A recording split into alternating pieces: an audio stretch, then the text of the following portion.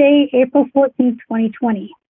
As everyone knows, we are in strange times and therefore have had to resort to moving our meetings from the J.W. Singleton Center to a completely remote teleconference setting. I would like to thank everyone for their patience in this process. Normally, our board meetings are very visual. For the public that have joined the teleconference to listen to the meeting, your line is muted. This is not out of the ordinary for our board meetings, as our agenda does not allow for public questions and comments during our meetings. If you do have questions, please reach out to your local trustee or myself after the meeting. During this teleconference, trustees have the ability to vote digitally and can add themselves to a digital speakers list to try to keep sound clarity on the telephone line. Trustees will keep their phone muted when they do not have the floor. Please note that trustees are able to interrupt the meeting with a point of order if there is a procedural issue or a point of privilege if trustees can't hear or if they are having other technical difficulties. This meeting is being voice recorded. At this time, I will take roll call. Please answer yes, online, or whatever you like, as I call your name in alphabetical order by last name. Trustee Amos. I am here. Trustee Burns. I am here. Trustee Collard. I'm here. Trustee Daniele. I am here. Vice Chair Al Harrison. Hello, everyone. Trustee Garrett. Good evening, everyone. Trustee Gray. Hello. Trustee Lau. Here. Trustee Oliver. Good evening. Trustee Reynolds. Present.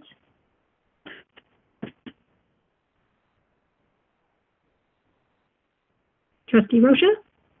Good evening. Great. And Trustee Shuttle. I am here. Excellent. Okay. Director Miller, are the superintendents all present? Through your chair of events, yes, they are all here, although Superintendent Seatoff and Penny Father may miss the beginning of the meeting. Okay, thank you very much. Okay, this evening, Trustee Garrett will be honoring the land. Thank you. Halton, as we know it today, is rich in history and modern traditions of many First Nations and the Métis, from the Anishinaabe to the Attawandaron to the Haudenosaunee and the Métis. These lands surrounding the Great Lakes are steeped in Indigenous history.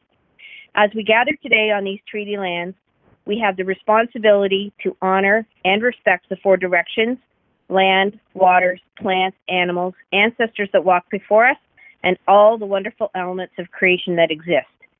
We would like to acknowledge and thank the Mississaugas of the Credit First Nation for sharing their traditional territory with us. Thank you. Are there any declarations of possible conflict of interest? Please use your red form. Seeing none, you're up to the agenda. Trustee Gray, would you like to move a motion to approve the agenda? Yes, I would, please. Thank you. Trustee Oliver, would you like to second this motion? Yes, I would. Excellent.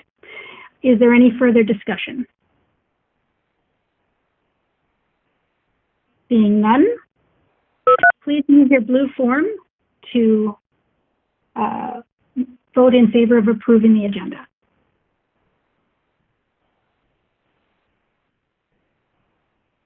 Okay, and that carries unanimously. Thank you very much. There are no Inspire Award presentations this evening. So moving on to delegation. In this remote situation, it's difficult to receive live delegations. A written delegation was submitted for the school naming topic. It has been attached to this agenda package, so it is viewable online if you go to the agenda package, and it has also been distributed to trustees, so they have had an opportunity to review it. We have no presentations this evening, so we are up to the consent agenda items. Trustee Collard, would you like to move a motion to deal with the consent agenda? Yes, thank you. Thank you. Trustee Reynolds, would you like to second? I will second that motion. Excellent, thank you. I'm going to put the motion on the floor.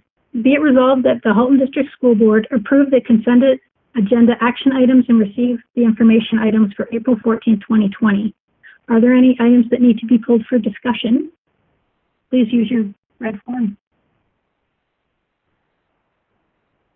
Okay, seeing none, we will go and vote. So all those in favor, please use your blue form.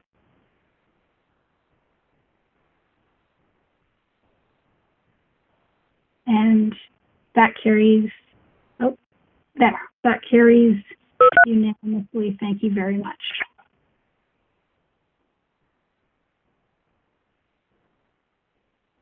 Okay.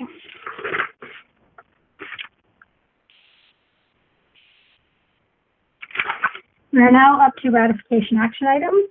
Vice Chair Harrison, do we have any business from private session that requires approval? We don't this evening. Thanks for asking. Okay, thank you. So we are up to 4.2 for action. As per the agenda, we have one action item for this evening. I'd like to draw your attention to item 421, names for Northeast Number 2 Oakville Public School. Trustee Amos, would you like to move this?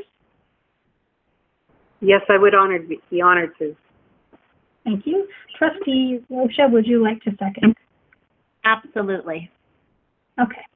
So I'm going to read the recommendation. I know it's a little incomplete, but it gets it on the floor.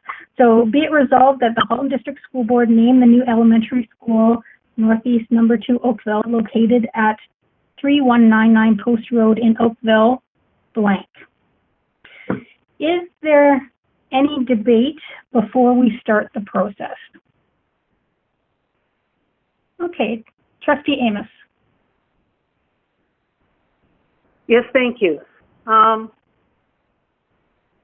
Back in, seems like it's a couple months ago, we had a school naming committee that came together that was made up of parents that were represented, students who would be attending the school, the new school, and the chair,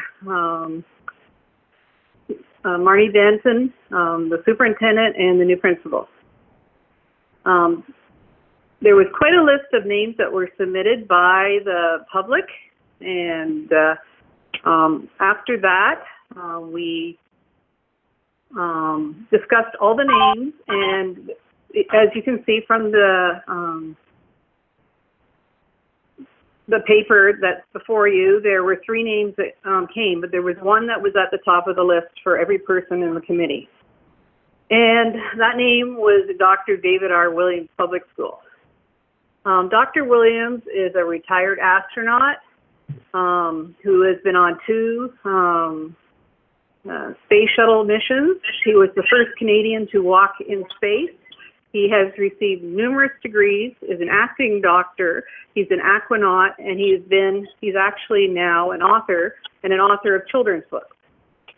With this type of history, the parents were very excited about having a school named for him because they thought that the culture of the school a lot of it comes from the name and what it represents. And for what this represented to many of the parents was STEAM, the science, technology, engineering, arts, and math, and the background that could bring for the school. Not only that, Dr. Williams, when he was 7, wanted to be an astronaut. And this will show a lot of the kids that I spoke to about it, they were very excited to think that somebody who had wanted to be an astronaut and grew up and became one, it would show them that they can make their own dreams come true.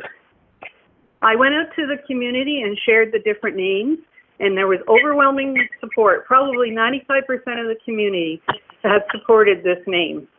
They did not really feel a great strength to the other 2 names that were submitted because they were more names that represented what a developer had created. Preserve is not actually the area that the school is in. It's actually East Preserve, but they didn't think East Preserve sounded as good. So when that name was chosen, and Seven Oaks was just the name that again, the developer had picked, obviously after Oakville, and maybe this was the seventh area this developer had created. I don't know. We don't know any history to those. But anyways, I just wanted to share that the community, if we're listening to them, the name that they want is Dr. David Williams. We also have a history of other names that have been shared in Fulton. We have Dr. Frank Hayden, we have Chris Hadfield, we have Craig Kielberger. And all of those schools not only built around the values of the people that those names stood for, but also we're able to develop links with some of these people. And that is also an exciting prospect for the students of the new school. So anyways, I hope that I have my fellow trustee support for the name Dr. David Williams Public School. Thank you. Thank you. Vice Chair Harrison.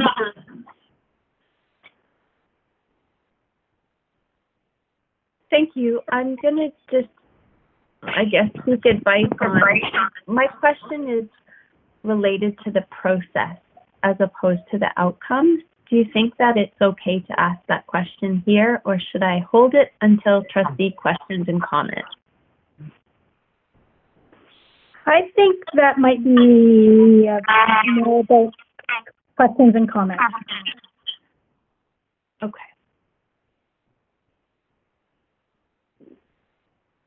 Good. Are there any other trustees? Oh, Trustee Reynolds.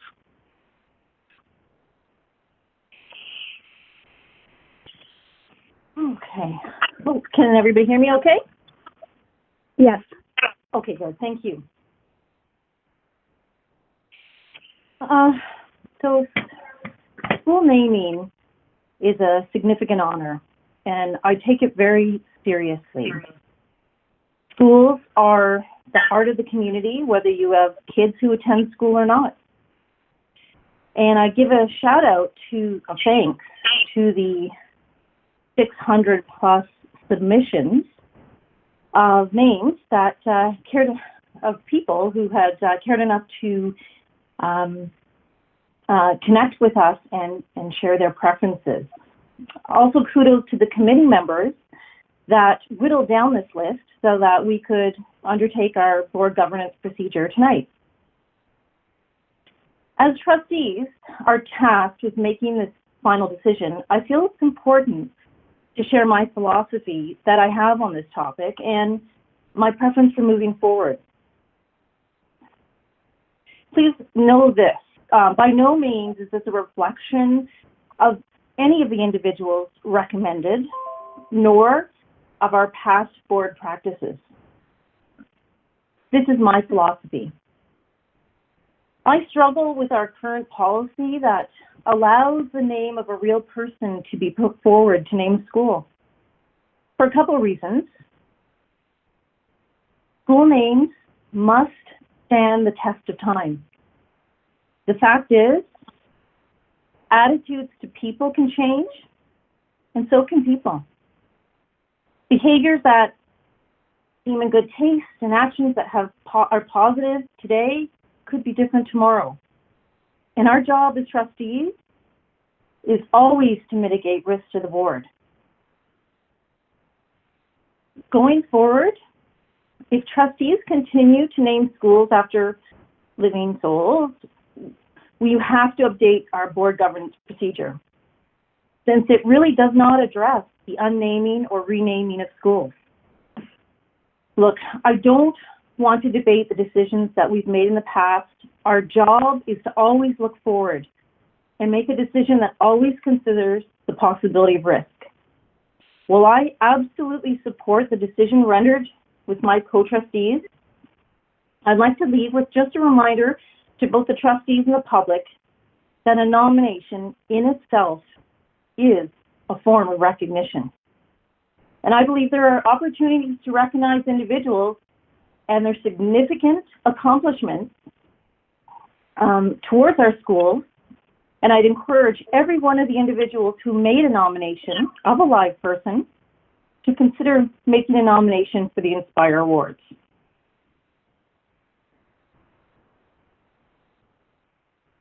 Thank you. Okay, thank you. You hit the 3-minute mark right on. Okay, next is Trustee Oliver. Thank you. Through your chair to my fellow trustees.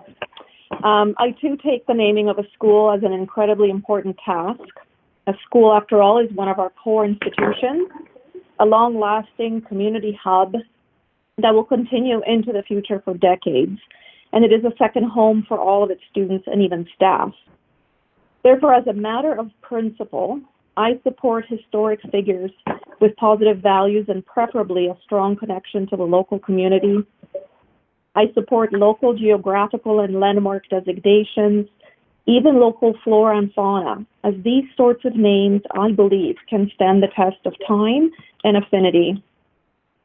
With that in mind, I had a look at the complete list of proposed names, and I found that the vast majority of submissions from the broader community were in fact very Oakville-centric, reflecting the surrounding geographic location and landmarks, and of course the great oak trees that are so symbolic of Oakville. There was also a list of Ojibwe words that pay homage to Halton's Indigenous history. The school's name needs to be meaningful not only to the people who name it and to the students who are part of the school opening ceremony, but more importantly to the many future generations of students, the HDSB as a collective, and the local residents. So it is with this in mind that I will be selecting one of these symbolic names. Thank you. Okay, thank you. Trustee Gray. Thank you very much, through the chair. I really couldn't summarize any better than what Trustee Reynolds and Trustee Oliver have said. In my notes, I wanted to portray tonight, first of all, a thank you to the committee, because I think they've put forward 3 excellent names to be considered for this honor. And I know in reviewing the procedure, I looked at what this was all about. The idea that we are to look at a name that would be reflecting the geography, the history, the culture, or traditions of the community, or a renowned person of historical significance, or a real person whose contribution to society or humanity is recognized and valued across Canada. Again, as reflecting the comments of my fellow colleagues tonight, the idea is to select an appropriate and inspirational name, and I think that all 3 names could do that. I am partial to one name, but I think all 3 names are excellent as brought forward by the committee. I took the time, in light of some absence of some information on a couple of the schools, I took some time to do some review about the origins of the name of Oakville and its connection to the past. And I'm going to let that guide me in my my choices later tonight. Thank you. Over. Okay, thank you very much. Trustee Danielle. Thank you very much. Through you, Madam Chair. And I don't know if Marty Denton is on the line. If not, perhaps Superintendent Ruddock would be able to speak, or Trustee Amos. We have quite a bit of information on David R. Williams as the public school, but it literally 1 line each on Preserve Public School and Seven Oaks Public School, which is a difficulty for me.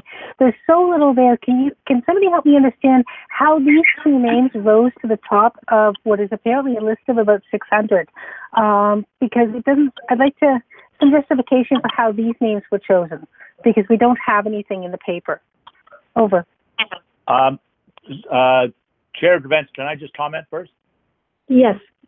I just wanted to say to Trustee Daniele, Manager Denton, Marnie Denton is on the line, but I also want to acknowledge General Manager Taha and General Manager Amoa are also on the line tonight. Sorry, I meant to say that at the beginning, but I'll turn it over to Marnie Denton.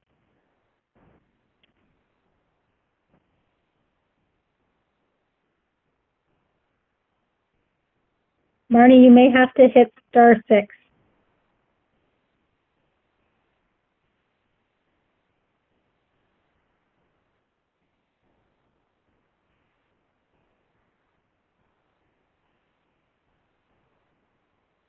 I'm sensing she may have technical difficulties. Yeah, I know she is on. Hi, can you hear me now? Yes. Okay, phew, okay. Thank you. Through you, Chair, to answer Trustee Daniele's question about the information concerning Preserve and Seven Oaks names.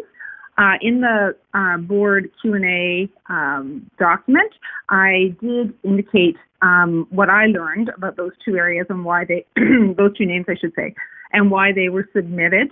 The term Preserve area is identified on the North Oakville Secondary Plan map that outlines the natural heritage and open spaces for the entire area between 16 Mile Creek and 9th Line, so all across that area.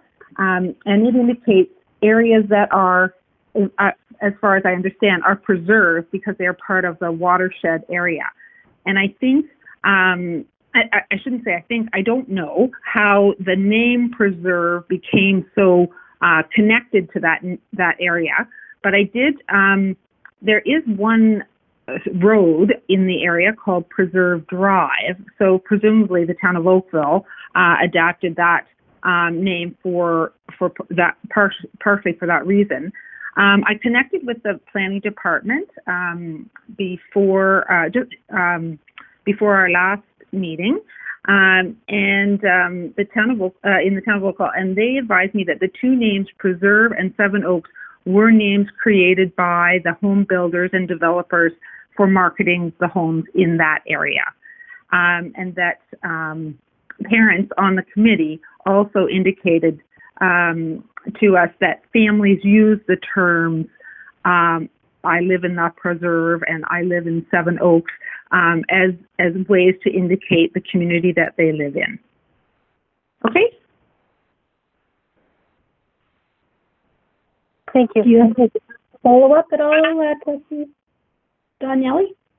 It's just, again, because when the report came to us before Manager Denton made these calls, the committee chose those two to, and I'm looking at the list and there's some incredible names there. So I guess for me, my struggle tonight as I vote is to try to understand what the committee saw in those two names to move them forward, because the David R. Williams one is pretty self-explanatory, but I want to make sure that I'm making a conscious decision when one name in the report is provided with so much information and the others have little information. I have to be careful that I'm voting the way I think I need to vote, rather than feeling like I'm being manipulated into voting one way, the way that it's written. So that's the struggle that I'm going through at the moment. Okay.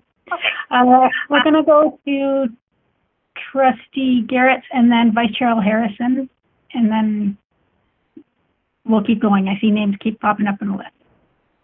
So Trustee Garrett. Thank you. Can you hear me? Yes. Awesome. Schools now are being built so largely. They're not little 200, 300 student schools anymore. And with that, it becomes a very large community. And there's a sense of belonging. And from what I understand, and I've done some research of my own, I feel that the community has almost already named it, because they want that sense of belonging. And I, in these times as well, we're getting very community based. And I find that each school, the name is very important because each school has its own identity. And if the community is already identifying with something, then kudos to them, because there's bonds being made. So I will be using that on the basis of my decision. Over and out. Okay, thank you. Vice Chair Harrison. Thank you. Through you, Madam Chair, since my colleagues have raised the question about process, I'm just going to throw in my 2 cents worth and ask a question. And And my question is, what is the plan with respect to updating the administrative procedure? If schools are named after individuals, I'm really interested in receiving information about the values held by the individuals and how we can consider things beyond credentials. Further, I wonder how we can also ensure that individuals from historically marginalized or underrepresented communities are considered. Point of order. This is a vote on names. It's not a discussion of the process, in my opinion. I'm sorry. That's okay. That's why I asked for advice earlier, but then we got into the process. So again, I'm happy to wait.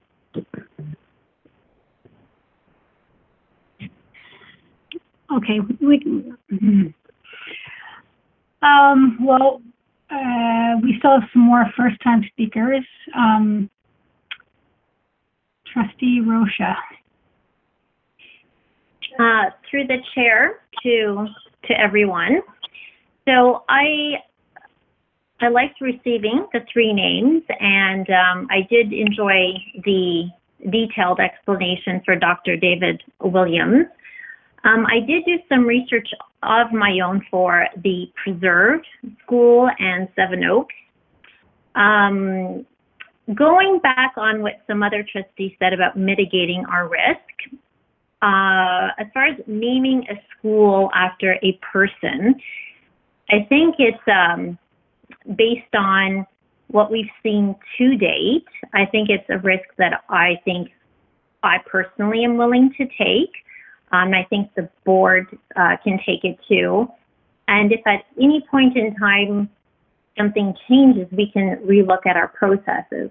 But at the same time with that risk, there's also a risk in naming a school after a neighborhood that a developer named the community. What risk do we have with that developer? And the name, the Preserve versus Seven Oaks.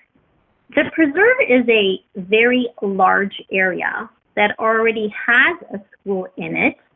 And according to our long-term plans, we are going to build additional schools in the Preserve. So I'm just wondering how heavily we should weigh that name, the Preserve, for this one school, considering we have more plans to build other schools in that area. So I am definitely leaning towards one name. And what I'm hearing too is I'm hearing from that community as far as what they wish they would like their school name and what they're identifying most with. So based on my research, my level of risk, I am leaning towards one of the names, and it will come through in tonight's vote. Thank you. Thank you, Trustee Collard. Thank you. I've been a part of naming several schools in our board, and it's an honor that I don't think anyone around our table takes lightly. One thing that I've learned in my years is that trustees know their area better than any other trustee around the table. So when a community is so solidified behind a name, I feel very strongly that the trustee putting forward that name knows that their community supports it. And in that vein, I will be supporting the name Dr. David R. Williams Public School because I trust that Trustee Amos knows her community very well and has put forward this name because her community wishes it. Okay. So second time speaker, Trustee Amos. Thank you. I just wanted to get back to Trustee Daniele. She asked a question about why the 3 names. When we were having the discussion with the naming committee, there was a lot of discussion about many, many, many of the names. And as all trustees have said, there were many good names there. The Dr. David R. Williams came up to the top, and the committee agreed on that name. And then Manager Denton said, well, we can't just put forward one name. We have to put forward at least 3 names. So that is why the other 2 names then were decided, because they felt so strongly about that one name. Coming up with the other 2 names was much more difficult. So that's how they were put on the list. So that's part of that information, I think, that Trustee Daniele was looking for.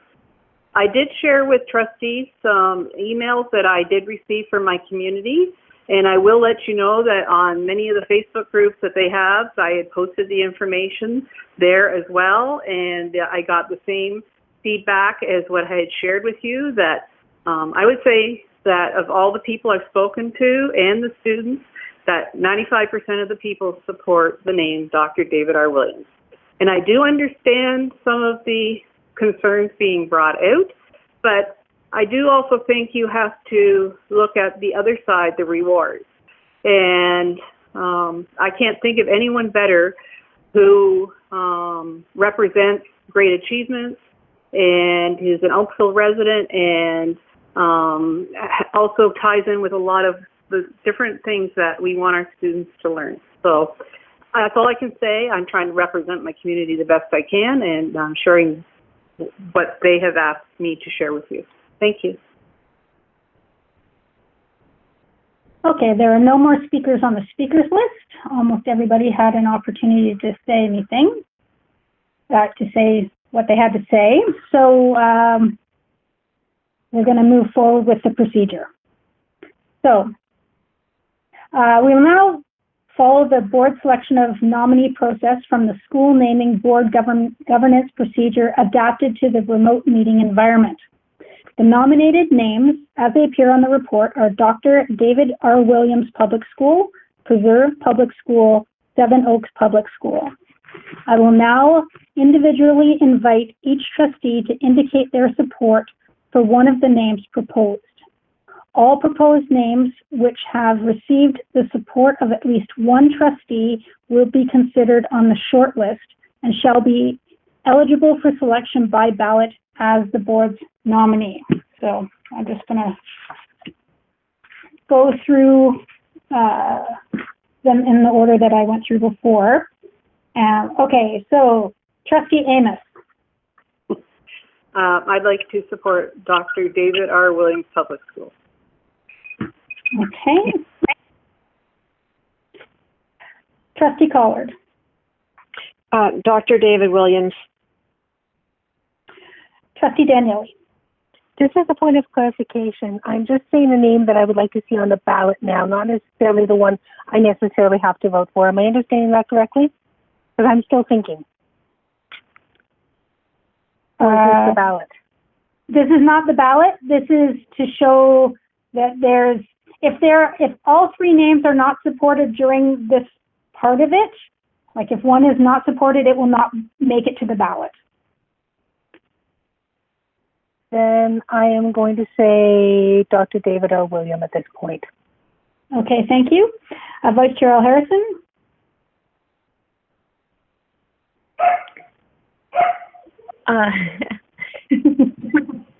Sorry about that.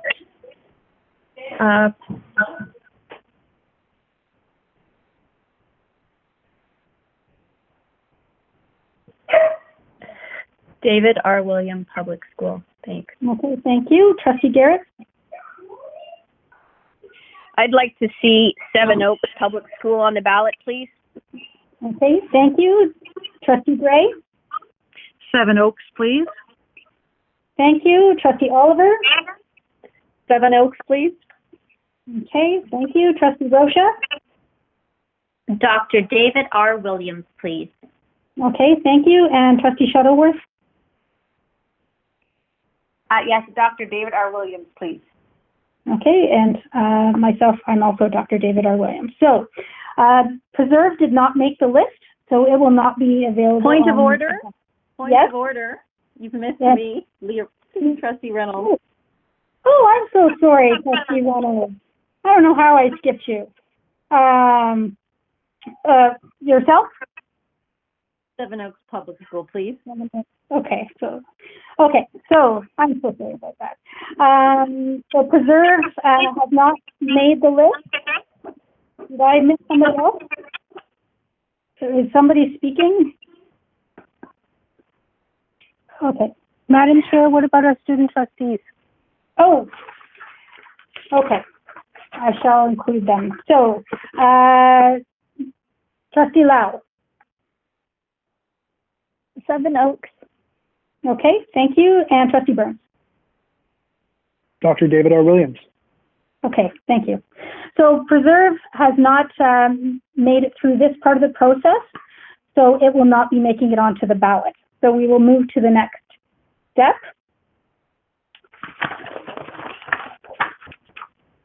Okay, so we will now vote by ballot to select a name for the motion to name the school. It's kind of a two-step process. So all trustees, including student trustees, must now email their selection, so the name that they would like the school to be called, to the director and CC the associate director, David Bogue. The director's email box will serve as the ballot box. When the director has received all of the emails, he will read out each email, including the preferred school name and the name of the trustee. This will be recorded in the minutes. Student trustees cast votes, however, their vote is counted as per a regular board meeting process. The school name supported by a majority of the ballots, which is 6, shall be declared the board's nominee to be considered for approval by resolution of the board. Should none of the names receive the support of a majority of ballots, well, I don't think that that's really possible because all 11 trustees are here. So one will receive the majority. And so there is no opportunity for a tie. So I guess we just move forward. So please, all trustees, please email the director and CC the associate director with your school name vote.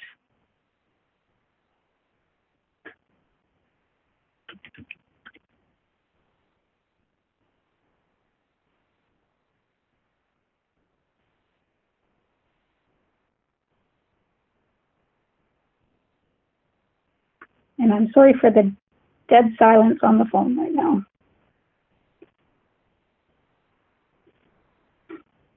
Director Miller, are the votes coming in?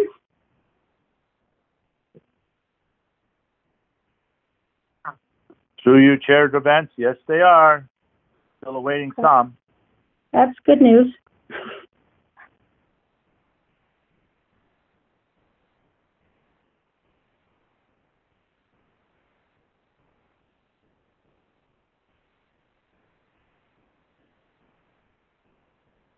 And then Chair Drabens, give me a second. I just want to open all the emails because I can see it as they're doing it, but I just want to double check before I give you all the names, before I do it, okay? No problem. Once I get them all. I think I am, oops, wait a minute. I think 1, 2, 3, 4, 5, 6, 7, 8, 9, 10. I'm still waiting for a vote. Oh, there it is. I see it now. Okay, I believe that's everybody. Give me a second while I put a couple of things out of my hands here. Mm-hmm.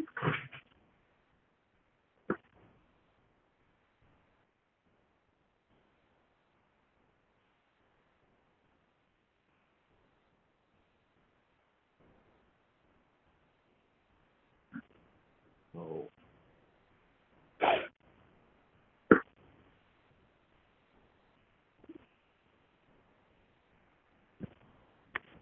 Okay, Chair Drabens, I've tallied up the votes. And, okay, you want me to, should I double check with Associate Director Bogue before I announce it? Before I give you the name? You need to also, yes, do that, and you also need to read out each ballot name of the trustee and the school name chosen. Yeah, I got that. Okay, hang on. Cool. So Sorry for the delay. Just let me text David Bolt. Okay, thank you.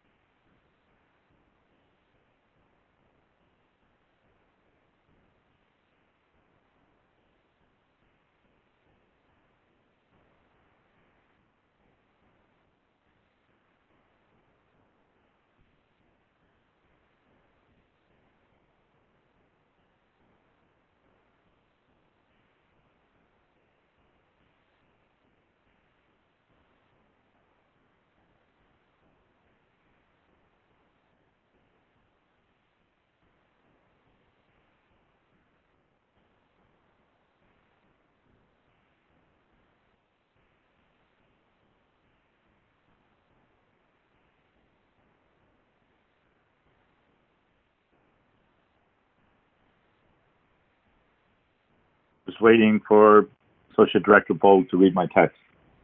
Chair Devine. Okay.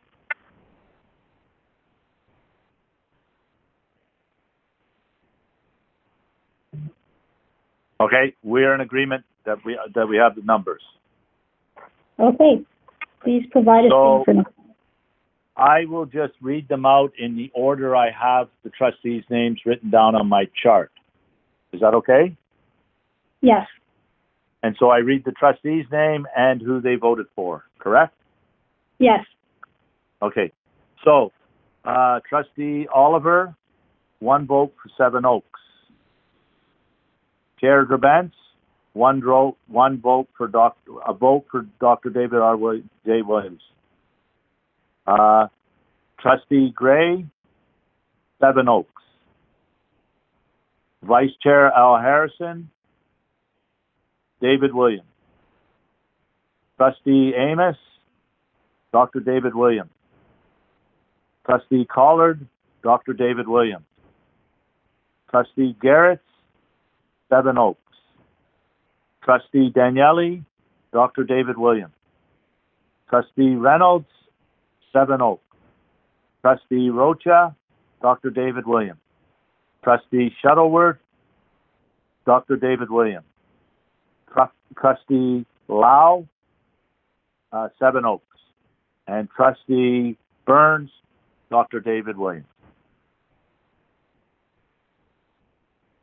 So that's, well, I'll let you total up. Were you writing it down? Yes. Okay. So that's 7 votes for Dr. David Williams. 8 votes. 1 is a student trustee. And 5 votes for Seven Oaks. 1 is a student trustee. Correct. That's what Associate Director Bolt and I also have. Okay, great. Okay, so that means that the name Dr. David R. Williams Public School will move forward to the resolution. So Trustee Amos, would you like to make a motion to amend the resolution to include the name Dr. David R. Williams Public School? I would be honored to on behalf of my community. Thank you.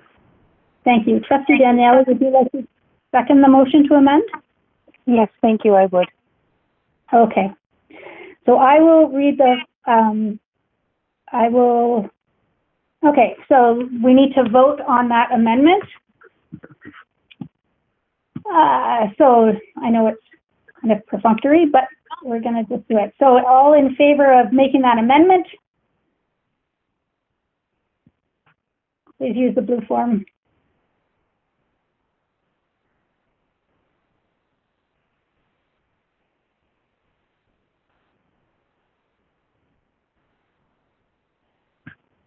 Okay, that does not carry, it carries, but does not carry unanimously. So I will read out the votes then as they'll be recorded. So Trustee Shuttleworth was yes. Myself was yes. Heather Garrett Trustee Garrett was yes. Trustee Reynolds was no. Trustee Amos was yes. Trustee Lau was yes. Trustee Daniele was yes. Trustee Oliver was yes. Trustee Rocha was yes. Trustee Gray was yes. Trustee Collard was yes. Vice Chair Harrison was yes. Trustee Burns was yes. And that's everybody. Okay. Okay, but that does carry. So now I will read the final resolution. Be it resolved that the Halton District School Board name the new elementary school Northeast Number 2 Oakville, located at 3199 Post Road, hold on a second, in Oakville, Dr. David R. Williams Public School. All those in favor?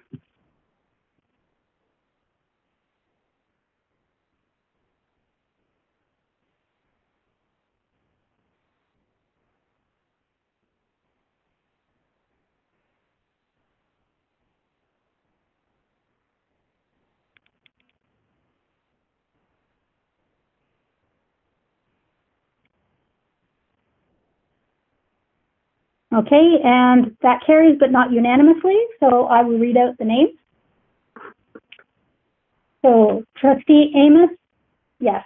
Trustee Garrett, yes. Trustee Daniele, yes. Trustee Shuttleworth, yes. Trustee Gray, yes. Trustee Rocha, yes. Trustee Collard, yes. Myself, yes. Trustee Burns, yes. Trustee Oliver, yes. Vice Chair Harrison, yes. Trustee Lau, yes. Trustee Reynolds, no. Okay. So the vote, since the vote carried, the school will be named Dr. David R. Williams Public School. Congratulations to the community. Okay. Now we are up to communications to the board. First off is item 5.1, student trustee report. Trustee Lau and Burns, do you have a report for us this evening? We do not have a report this evening. Thank you.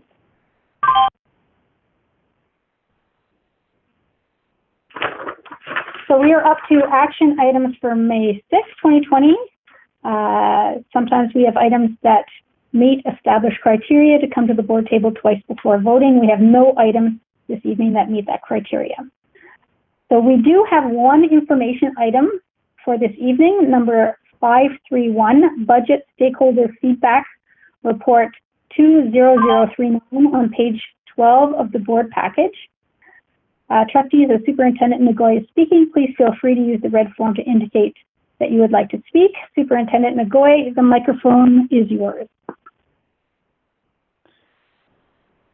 Thank you, Chair Graben. To all trustees, the report tonight summarizes the results of the budget survey for the budget development process for 2020-2021. The budget survey was available to parents and guardians, students, staff, and community members between February 10 and March 1st. And it was promoted on our website in a media release as well as on social media. The student trustees have also passed it on to the student senate, who passed it on to their peers. We've gathered close to 1,500 responses, most of them, about 82%, being from parents or from respondents who identify themselves as parents or guardians. We also have 113 respondents from students. And a number of comments were received, in particular those that directly related to the budget process were about 2,400 comments. And we have structured the survey in an open format, open box this year, in particular because the multi-year plan was in development stage for the next 4 years. As well as not to lead the respondents in any particular direction.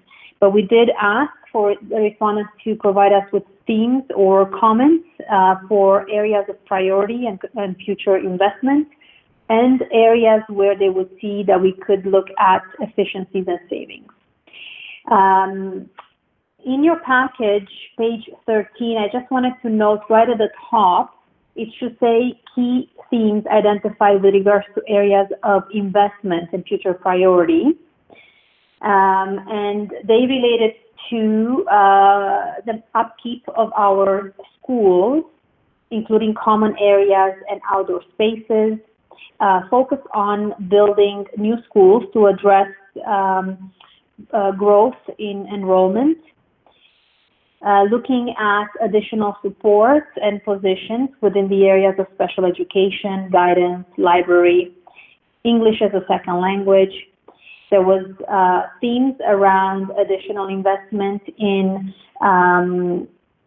classroom and instructional resources, instructional tools and technology, as well as training on how to use these tools and technology, equipment for library, physical education, focus on various diversified courses offerings, from courses that build life skills, elective courses, to STEM and arts and extracurricular activities, and a focus on continued investment on professional development for staff, as well as resources to further support and increase awareness of mental health and well-being and equity and inclusion. The respondents also identified a number of areas with regards to future efficiencies and savings related to salary and compensation in general, relating to eliminating any redundancies in terms of processes, outsourcing or procuring at competitive rates, reducing transportation costs, as well as using preventive maintenance as a means to achieve future savings. The summary of the themes are provided in Appendix A to this report, and I'd be happy to take any questions trustees may have. Thank you. Okay, thank you. If trustees have questions, could you please use your red form?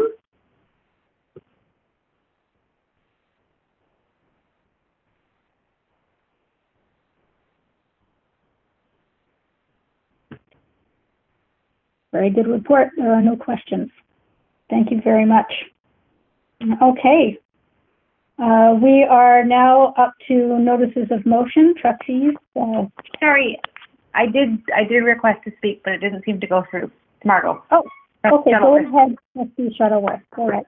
Yeah, I just have a quick question. I don't know how this fits in here, Superintendent LeGoy, but I'm just wondering, with the current climate, with the new social distancing, and they're looking forward, how will that impact our budget if there's sort of a change in how they look at the building of classes and class size?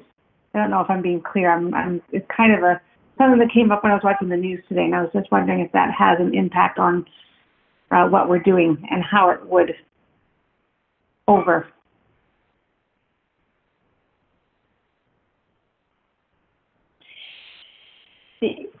Certainly, it's a great question. At this point, we're building the budget for next year with the expectation that classes and schools will be open and will be delivered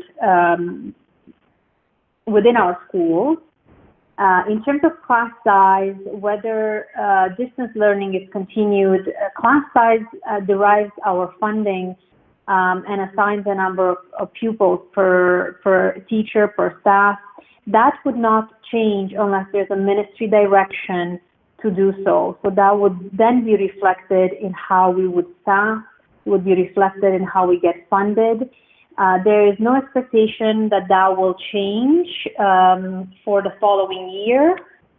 Certainly, we are still expecting the grant for student needs to be released. The end of April was the expectation. There may be some additional delays. We are waiting to hear a little bit more in terms of when we can expect to get the funding details so we can finalize the revenue side of our budget. We're currently working on developing our base costs and working on the assumptions that we have so far using this current year rather, funding as a base, as well as information that we received from the Central Labor Negotiation in terms of class sizes for elementary and secondary. So those are the parameters around staffing and around building the budget at this point. Should anything change, they would come from direction from the ministry, and certainly we would inform the trustees. Thank you very much. Vice Chair Harrison. Thanks very much. Through you, Madam Chair. One of the suggestions that is listed in the report is regarding saving on transportation by increasing the walking distances. So I was just wondering how the walking distances that we currently utilize are aligned or not with other boards in the province, recognizing that, there's different geographies and so on, but with other boards that are like us. Thank you for that question, Vice Chair Harrison. Through the chair, we are quite comparable with most boards in terms of the elementary and secondary walking distances. Some school boards have higher walking distances at the secondary panel. For the elementary panel, we are aligned with the regulation, 1.6 kilometers being the regulation required for primary students, and unless we would change intermediate grades to a different walking distance, we wouldn't be able to change it consistently for the entire elementary grades, and that would not be something that we would recommend in terms of splitting families, siblings, etc. on the bus. So in terms of the elementary walking distances, 1.6 is where we're currently in line with the regulation. At the secondary panel, we could look at increasing the walking distance. It is not something that we're contemplating for next year because we are quite aligned with our funding. We are quite efficient in routing and planning our routes and doing double or triple runs with our buses. And at this point in time, we're maximizing the planning of the routes as opposed to looking at additional savings through increasing the transportation distance. And one thing to keep in mind, the way the funding is laid out in terms of limitations, if we are below the funding, which would be great, we would be losing that additional funding the following year. So it isn't something that we can use to reallocate to other areas of the budget. At the same time, we're probably one of the very few boards that are within that allocation for transportation costs, and we're very proud of the efficiencies that we have within our consortium. Thank you. Okay, do you have a follow-up question at all, Vice Chair Harrison, or are you good? No, thank you. Thank you very much. Okay, there are no other speakers. I'm speaking very slowly in case someone wants to drop in. No other speakers on the speakers list. Thank you again, Superintendent Nagoy. We are up to notices of motion. Anybody have any notices of motion for public session? Seeing none. Director Miller, you're up. It's the director's report.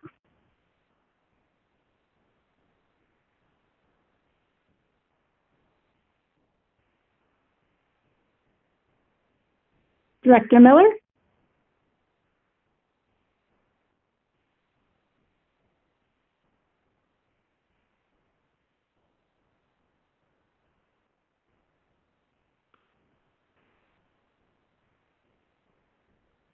Director Miller must be having some technical difficulties. Oh, he has to go out and come back in. So we need some Jeopardy music while we're waiting for Director Miller.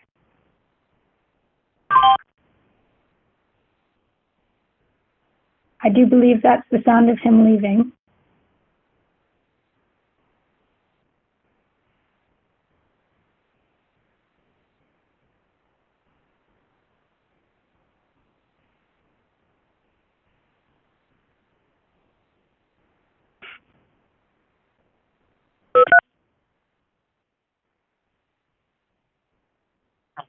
Hello, Chair Grabens?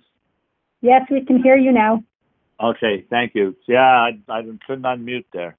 I guess that might be a feature that people would want with me, but I don't know about that. But anyway, COVID-19 update. Yeah, we're pleased to bring you, well, we're not really pleased, but we are going to bring you an update on the operations and actions of the board and board staff with respect to the COVID-19 and the shutdown of the schools.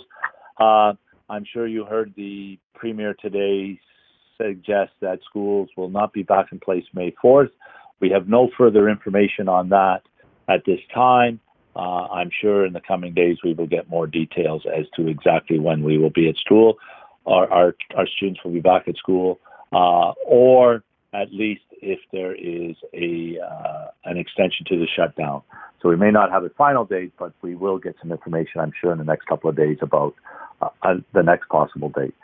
So I think trustees appreciated, as did staff, the way we did the COVID-19 update the other night at the Committee of the Whole, in which we trustees were invited to ask questions after each of the superintendents spoke. We will not have all the superintendents speak this evening, and those that do will be providing new information that has not been heard prior to this evening, or updates on questions asked by trustees either earlier this week or last week. And so I would invite the trustees and manage it through, I guess, Chair Grabens and myself, maybe direct the question, but to me, but don't hesitate to ask questions as the superintendent is speaking, rather than waiting to the end. I think it worked better for Committee of the Whole. So having said all that, I will turn it over to Superintendent Ruddock to manage this. And in fact, here's a suggestion. Rather than sending the question to me at this point, let's wait for trustees' comments and questions for that. Ask Superintendent Ruddock, and Superintendent Ruddock will ensure that the correct person gets the question. Does that make sense, Chair Grabens? I just want to clarify, do you want to hear questions between each superintendent? Sure. I think the Committee of the Whole was a better process for answering questions. They can ask questions anytime, but at the previous board meeting, we waited till all the updates were done, then the questions came in. I think that's a big commitment to memory. I think it's better if there's a question after a particular superintendent speaks, go ahead and ask it. Absolutely. So, yeah. I agree. Okay, so we shall go forward with that method. And you can direct the question to Superintendent Ruddock or the individual the superintendent that's just said it. Okay, great. Thank you. Thank you. Okay, thank you. So through the chair to trustees, I'm pleased to provide an update this evening.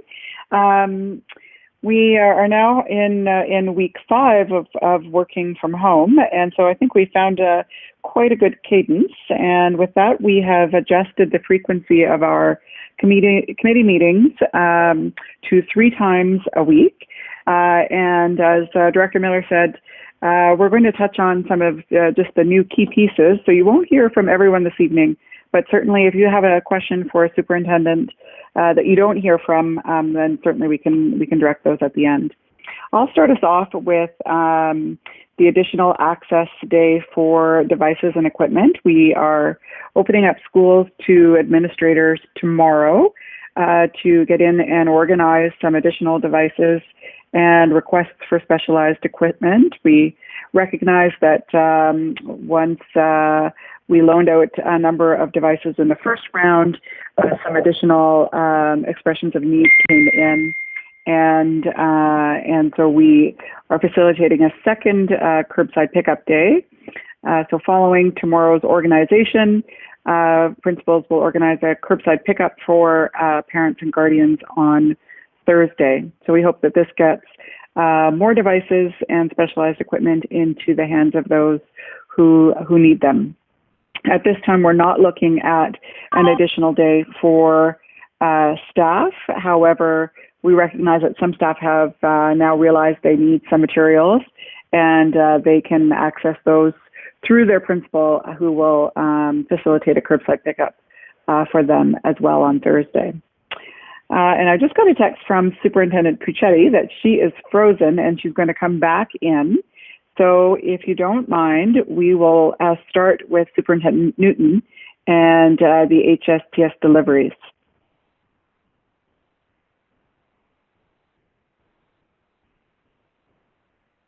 Probably needed. I was going to let Superintendent Newton share the Coach Go information. But I'm wondering if Superintendent Newton's also frozen. I think she is. I wonder if Superintendent Puccetti is back. Yes, I am. I hope everyone can hear me. We can. Great. Thank you.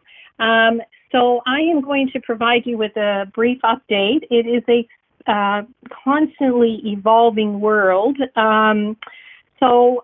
Today we heard from the province that the shutdown for non-essential services was to be extended to May 12th. That's an additional 28 days as of today. That means school construction cannot proceed because school construction is not considered construction. And the Ministry of Education has provided a memo of clarification indicating that school construction is not considered essential. And a recent legal opinion received by Code also indicates that school construction would not qualify as critical public infrastructure as defined in the order. However, many boards are seeking a separate legal opinion for specific projects, and this is something that we are going to investigate for Northeast Oakville number 2 and Nelson. I will say that the construction for Northeast Oakville number 2 is in good shape. We have approximately 6 to 8 weeks to complete the work and get occupancy. So while we have concerns about this shutdown, we're not in, let's say, a panic mode about it. We do know that we need time to set up the furniture and clean the school, but even with the extension of the shutdown to May 12th, we are confident that we can still meet the timelines in order to have the school ready for September. For Nelson, as you know, the original schedule was very tight, and although the CPP work was progressing well, we still need at least 8 weeks to complete that space and several months to complete the addition. So we are not confident of making the September date given this 1 month delay in construction. However, I will say that staff are developing contingency plans to accommodate students for all projects that are impacted by this shutdown. And to keep in mind also that the new Milton High School, which is scheduled for September 2021 opening, will also be impacted by the 1 month shutdown. But there is also a concern about lead time for the delivery of materials and equipment, given that manufacturing in many areas is also shut down during this time. So there's probably going to be a backlog for delivery of materials and equipment. Under the current order, we are allowed to schedule essential routine preventative maintenance work and inspections in order to maintain the buildings. And we are going through right now the process of turning off heat because spring is around the corner. And we have put into place a COVID action plan or COVID protocol for building access for our staff as well as vendors and contractors. So that's all I have to provide in terms of updates regarding non-essential services and the impact on construction. Would you like me to continue now with just a quick update on summer renewal work? I do believe Trustee Shuttleworth has a question. Okay. Yes, I do. Actually, I have a question both for Superintendent Ruddock and one for you as well. So I guess I'll start with Superintendent Ruddock. With the curbside pickup that's occurring on Thursday for technological devices, is that only for students with identified needs, or can any student contact the schools if they feel they need some type of device? Through the chair to Trustee Shuttleworth, it is not only for students that have identified needs or assistive technology. It is for any family that identifies a need. However, we are asking our administrators to be discerning between a need and a want, as we want to be mindful around how many devices we're putting out into the community, and we'll have to retrieve at the end of this process. So we are focusing on families in need of a device in order to access the learning, and there doesn't need to be a learning need attached to that. Thank you. Okay, thank you. And can I ask my second question now, too? Yes. Okay, so Superintendent Pichetti, my question for you is, you spoke of the backup plans and contingency plans the staff at Nelson are having. What my question is when will we send communication out to the communities to let them know about these? Through you, Chair Benson, I'll take that question. To Director Miller. Go ahead. Hello? Okay. Yeah. I'll start, and Superintendent Blackwell may, and Superintendent Pichetti can talk about the physical part of it, the facilities part of it, but and the educational part will be from Superintendent Blackwell. We would not be communicating until we know absolutely that what the plan is and how much of a contingency we have to do, because there's various scenarios that could be, the CPP could be completed. The addition certainly won't be completed, but there's already, we already knew that part of it, and Superintendent Blackwell can speak to that around timetabling and what they were going to do at Nelson with respect to students. Our primary focus at the time being would be to get the CPP up and running and the transition of students. So we would not be communicating that to the community until we have figured out exactly what we need to communicate to the community. Any communication at this point would say, stay tuned, we may have a problem, but we're not sure exactly the extent of it. So I'll turn it over to Superintendent Blackwell and or ETOF and Superintendent Pichetti to address that. Good evening. Through the chair, just as Director Miller's pointed out, because that information has just come to us today in terms of the extension and the essential service piece, we have been talking about what the implications are for the construction. And just this week, for example, staffing and sectioning has begun, which means that we're continuing with that process for students that have selected courses for Nelson for next year. We, as Director Miller pointed out, we already were aware that the cosmetology edition would not be available, and the school timetable is working around that to make sure that that those courses are offered in a second semester, or that they're being taught in a different classroom. So a lot of moving pieces right now, but schools, the principal of Nelson is very much aware of contingency planning and has been doing it, as we know, for the last year and a bit around the cafeteria and then the loss of the library. So we will be meeting regularly. We do have a steering committee, including trustees that are for the Nelson and Bateman and Burlington Central area, to talk about what that contingency planning is looking like. So unless Superintendent Etoff has anything else to add, the communication, as Director Miller said, will go out once we have a little bit more to offer to families. Yeah, I think the only thing that I would add to Superintendent Blackwell and Director Miller is we do have plans to dig into this next week with a number of the affected parties and pull together the most updated information that we have, and once we have that, that we will be developing a communication to share with the community, really to bring them up to speed on where we're at, as well as some tentative planning that we're doing and workarounds. Thank you. And Superintendent Puccetti, do you have anything to add? Because I have something else to add as well. Oh, no, Director Miller, thank you.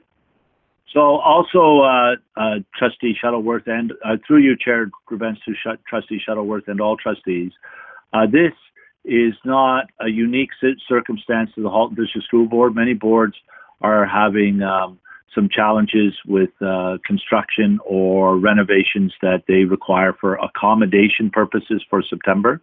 So there are further ongoing conversations. I know that the ministry has and the government has put out what is considered essential work and what is not considered essential work.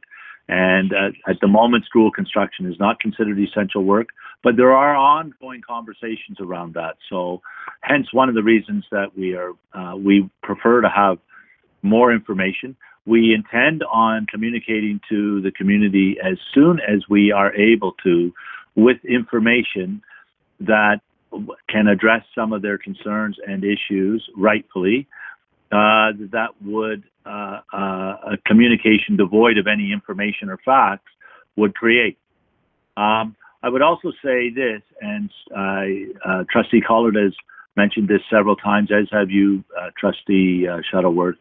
Our priority is the CPP and the transition of those students to their new school, and that we will be working with student services to ensure that any transition, and when the transition occurs, that it will be seamless and supportive of all those kids and all their families. So I know that is one of the biggest concerns of the community, and particularly the families of those students. It's also our biggest concern as well. So I would leave it at that unless there's a follow-up question. Hi, thank you. No follow-up, but through you, Chair, to the Director, Superintendent Blackwell, and Superintendent Ito. I know that you all have the best interests at heart of the students. I just also know that as time rolls on, there will be, as you said, more uncertainty from within the community. So I think that the faster we can find that information to get out, the better. Thank you. Okay, Superintendent Puccetti, you can move forward with your summer renewal information. Okay. Thank you very much, Chair Grubens. So to the trustees, just an update that we are proceeding with the issuing of tenders and closing of bids for summer renewal work. That's work that is already approved and planned for July 1st start. We're doing this all electronically, including doing some virtual tours of relevant interior areas in each school. And we will continue to monitor if there's any continuation of the construction shutdown that might impact that July 1st start, which then we would have to move some projects around because we would not be able to get them completed before school starts in September. But just to say that we can proceed doing everything electronically at this point. And that's it for me. Thank you. Okay, there's no further questions at this time. Superintendent Roddick, you're next. Super, thank you. So I'm going to call on Superintendent Newton to give an update around HSTS deliveries and the Cogeco. Great. Good evening, and through the chair. We are really excited to present this evening that Cogeco has come through for us with the help of Superintendent Truffin and Fern Pino in technology. We have generated from our schools 85 families who have asked to be considered for Cogeco service. The list has now been given to Cogeco to determine if their residence is serviceable. And once that's been arranged, the router box and the installation instructions with a waiver form will be up and running within 48 hours. So this is the process that has undergone this afternoon. So we're hoping by Thursday, families that are accessible to Cogeco can have that opportunity. And that will be for 3 months. We are looking for then families that are not serviceable by Cogeco or other service providers, or perhaps whose families do not necessarily want their student on screens. Although we are recommending distant learning through school programs, we will be able to provide USB keys, which has been amazing with our HSTS drivers. Bus drivers have become our delivery drivers. They will pick up the USB keys from the teachers' homes that will download particular activities, that then the keys will be delivered to the students and then back and forth on those pieces. There are safety protocols for the distribution of any items, including USB keys, and for pickup to the recipients.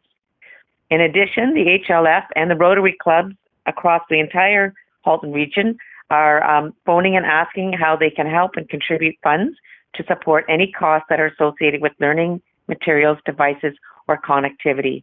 So we're very excited to be working with HLF, Rotary clubs, and trying to make learning work for students regardless of where they live. Thank you. So far, no speakers on the speakers list, so go right ahead. Okay, thank you. So now we'll turn to Superintendent Zonneveld for an update on virtual SRTs and IPRCs. Good evening. Can you hear me? Yeah. Good. Thanks. So we've been moving ahead with our SRT and IPRC process. This has been working actually quite well, including staff and parents as much as they choose and as possible. The SRTs have been moving ahead well this week. This is the first time we've moved ahead with IPRCs this week. They start tomorrow, so we'll have a good sense of what that process looks like.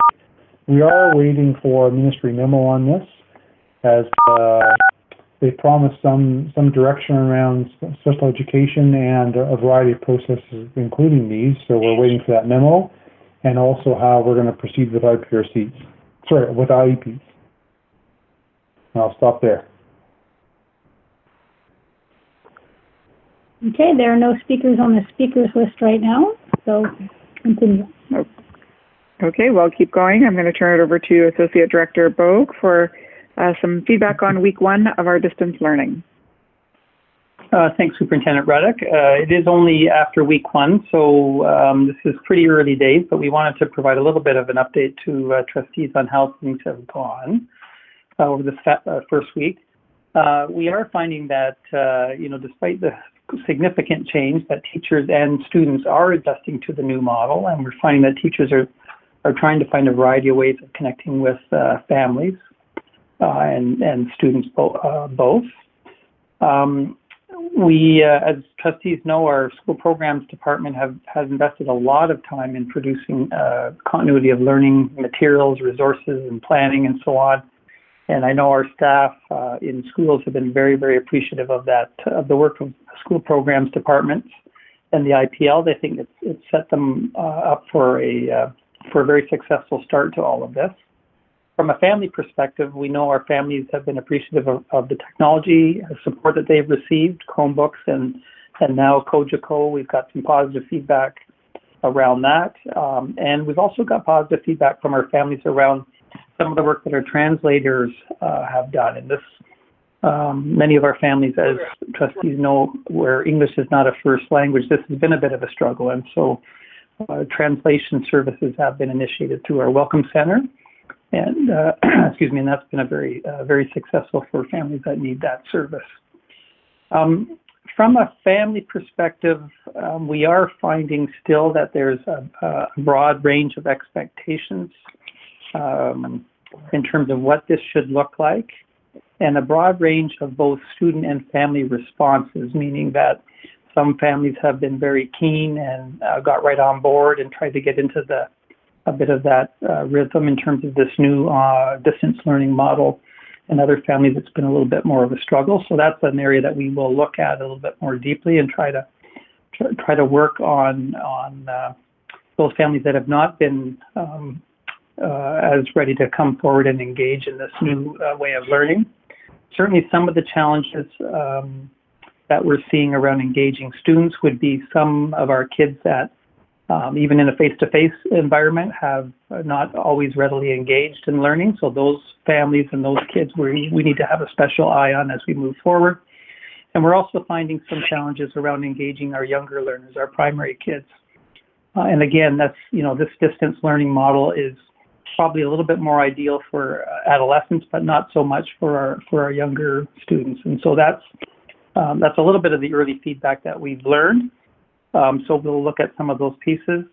And just so that trustees know, we have engaged our research department in helping us do a little bit more of a comprehensive feedback loop, probably after 2 to 3 weeks. We'll monitor this as we go, but do a little bit more of a deep dive after a couple of weeks, just to see whether there are some things that we need to adjust as we sort of learn as we go. I think that's it for now for me. Thank you. Okay, we do have a speaker on the speakers list, Trustee Gray. Thank you very much, through the chair, to Associate Director Bogue. I'm wondering if you have heard from any parents any concerns about their ability to help their child with Google Classroom. I've been following some social media up in the hills, and there's been a little bit of a ripple of some parents who are experiencing difficulty and want to know if there's a how-to guide that they can access to help them help their child. Thank you. Thanks for that, Trustee Gray. I have not heard that feedback specifically, but I think some other folks may have heard that a little bit. I just want to maybe turn this one over to our folks in our program area. There are resources available to help families, and certainly their first course of action would be the classroom teacher who could help them navigate helping their child. But there may be some additional resources that they can access as well. So I wonder if Superintendent Salmini or Hunt Gibbons may want to weigh in here. Hi, can you hear me? It's Superintendent Salmini. Yes. So we have asked our teachers to individually, based on what they've got set up in their Google platforms, to try to support families with instructions based on what we've provided for them.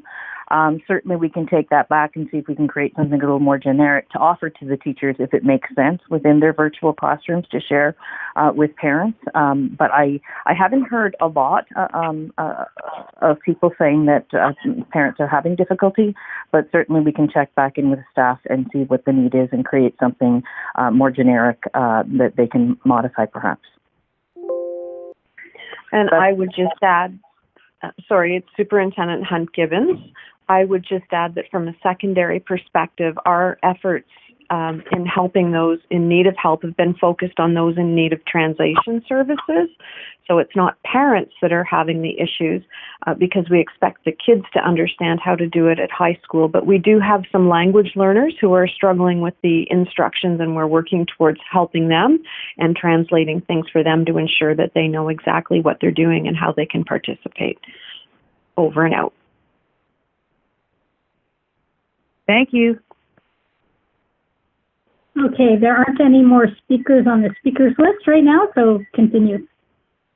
Thank you. And we'll go back to Superintendent Salmini and Superintendent Gibbons for an update around assessment and evaluation guidelines.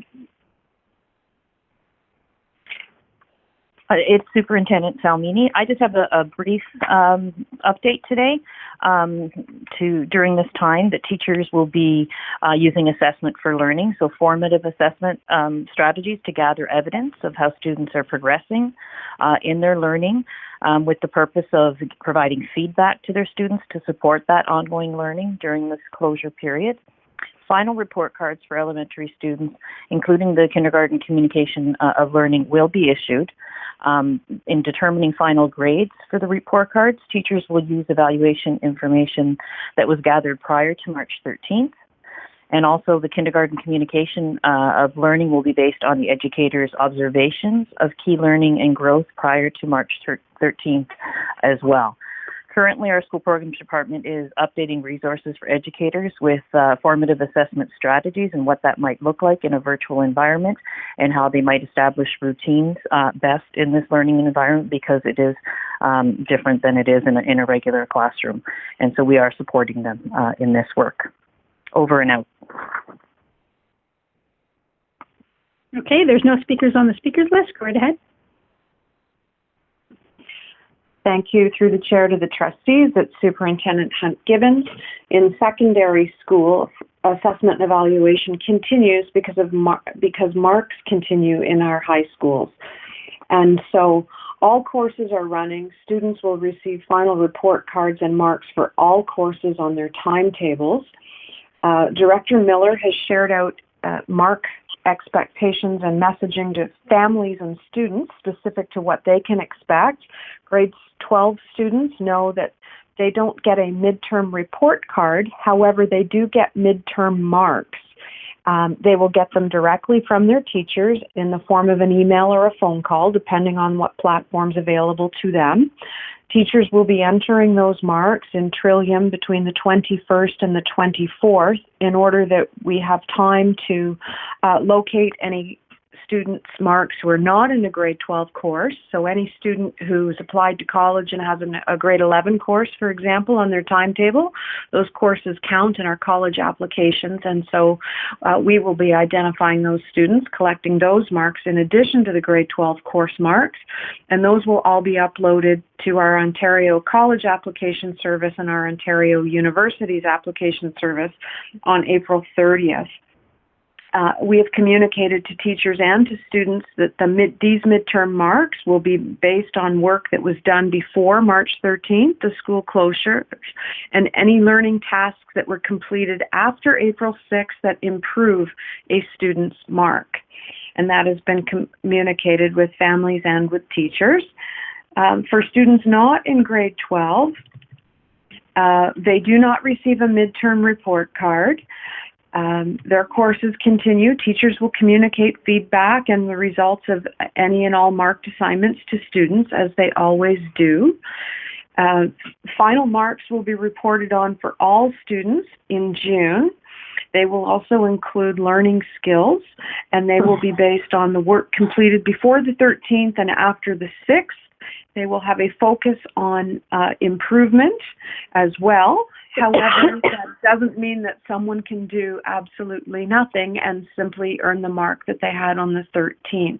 There is an expectation that students will participate to the best of their ability, and that teachers will have an understanding of just what those circumstances happen to be. All of our teachers have been provided with a detailed assessment and evaluation expectations to guide their work, and the secondary program department continues to work with teachers in all subject areas on distance learning pedagogy, as well as the assessment and evaluation strategies. And as we do so with a focus on caring, compassion, and equity. So that is my report. Thank you. There are no speakers on the speakers list, so go right ahead. Thank you. And now I'll ask Superintendent Pennyfather and Superintendent Zonefeld to speak about support for families.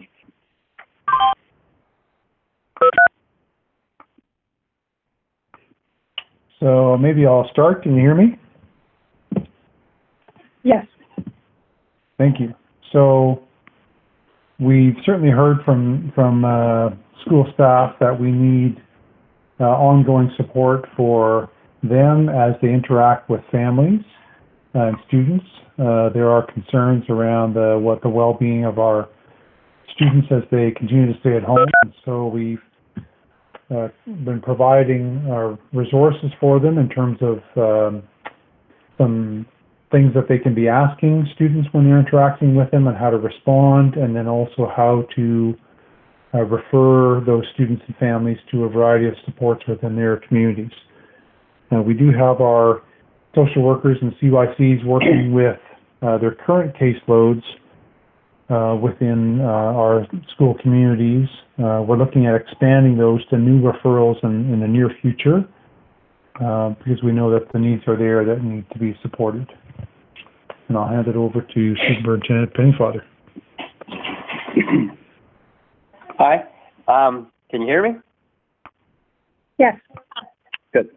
Not much has changed since the report last week, although I have been contacted from Halton Food for Thought that they have more gift cards, so we're going to sort that out and get those out to families. Those are for food purchases. All the PPEs that we've collected so far have gone out to the hospitals. Perishable or non-perishable foods in schools, as they're gathered over the next while by our facilities folks, will go to the Food for Life, and they not only do food baskets to doors, but they also support a number of food banks. So the food is getting out there. Thank you. Okay, there's no speakers on the speaker list. Go right ahead. Thank you. And now over to Superintendent Etoff and General Manager Moa to talk about some equity challenges and strategies. Hello, can you hear me? Yes. Oh, hello, good evening. I'll say a few comments and then perhaps Superintendent Etoff will jump in. So as you've heard, as we've been moving forward with distance learning, the issues of human rights and certainly equity considerations are foremost in everybody's mind, and that's been reflected in all of the comments so far. And we certainly recognize that these issues around equity of access, particularly as it relates to connectivity or technology, are ones that are magnified in this distance learning environment, and we've of course been responding to address those as we learn of them. But in my discussions with my Human Rights and Equity Advisor colleagues across the province, one concern is the people that we're not hearing from. So how are we best able to meet those needs when we're not actually hearing specifics about them from students and parents? But one thing that we are aware of, for example, is that for some students, school functions as a refuge.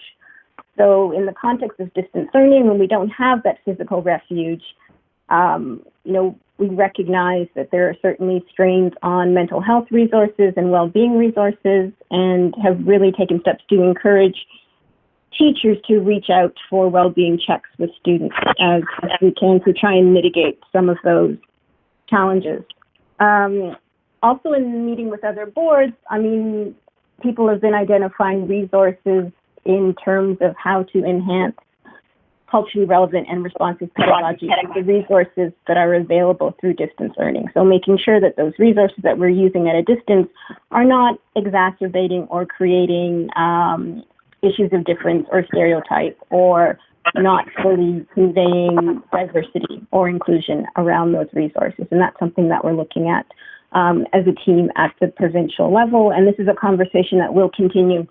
The Education Equity Secretariat is supporting various meetings, particularly one including equity leads, to look at what some of our common challenges are at the boards and how we can also look at common strategies to address, and also ways in which the ministry can support ways to address equity concerns. Those are my comments. I don't know if Superintendent Etoff has something he would like to add. Yes, I was knocked out, but I'm back online here. I think you've covered most of it. I just wanted to add that we spent some time with our school administrators today speaking about a number of these broader equity issues that we really need to be mindful of. Specifically as we're working with our students, and specifically as we're working with our teachers. And one of the pieces that we really reinforced was this whole notion of of inclusive design, and making sure that, in fact, that we are being mindful about how we're planning our activities that we're using with our students in an inclusive way to ensure full participation, no matter what the situation, versus planning something and trying to accommodate after the fact for some of our students. So we have an abundance of information, resources that were shared with our school administrators, as well as some key messaging that we've asked for them to take back to not only educators in the building, but our operational staff as well.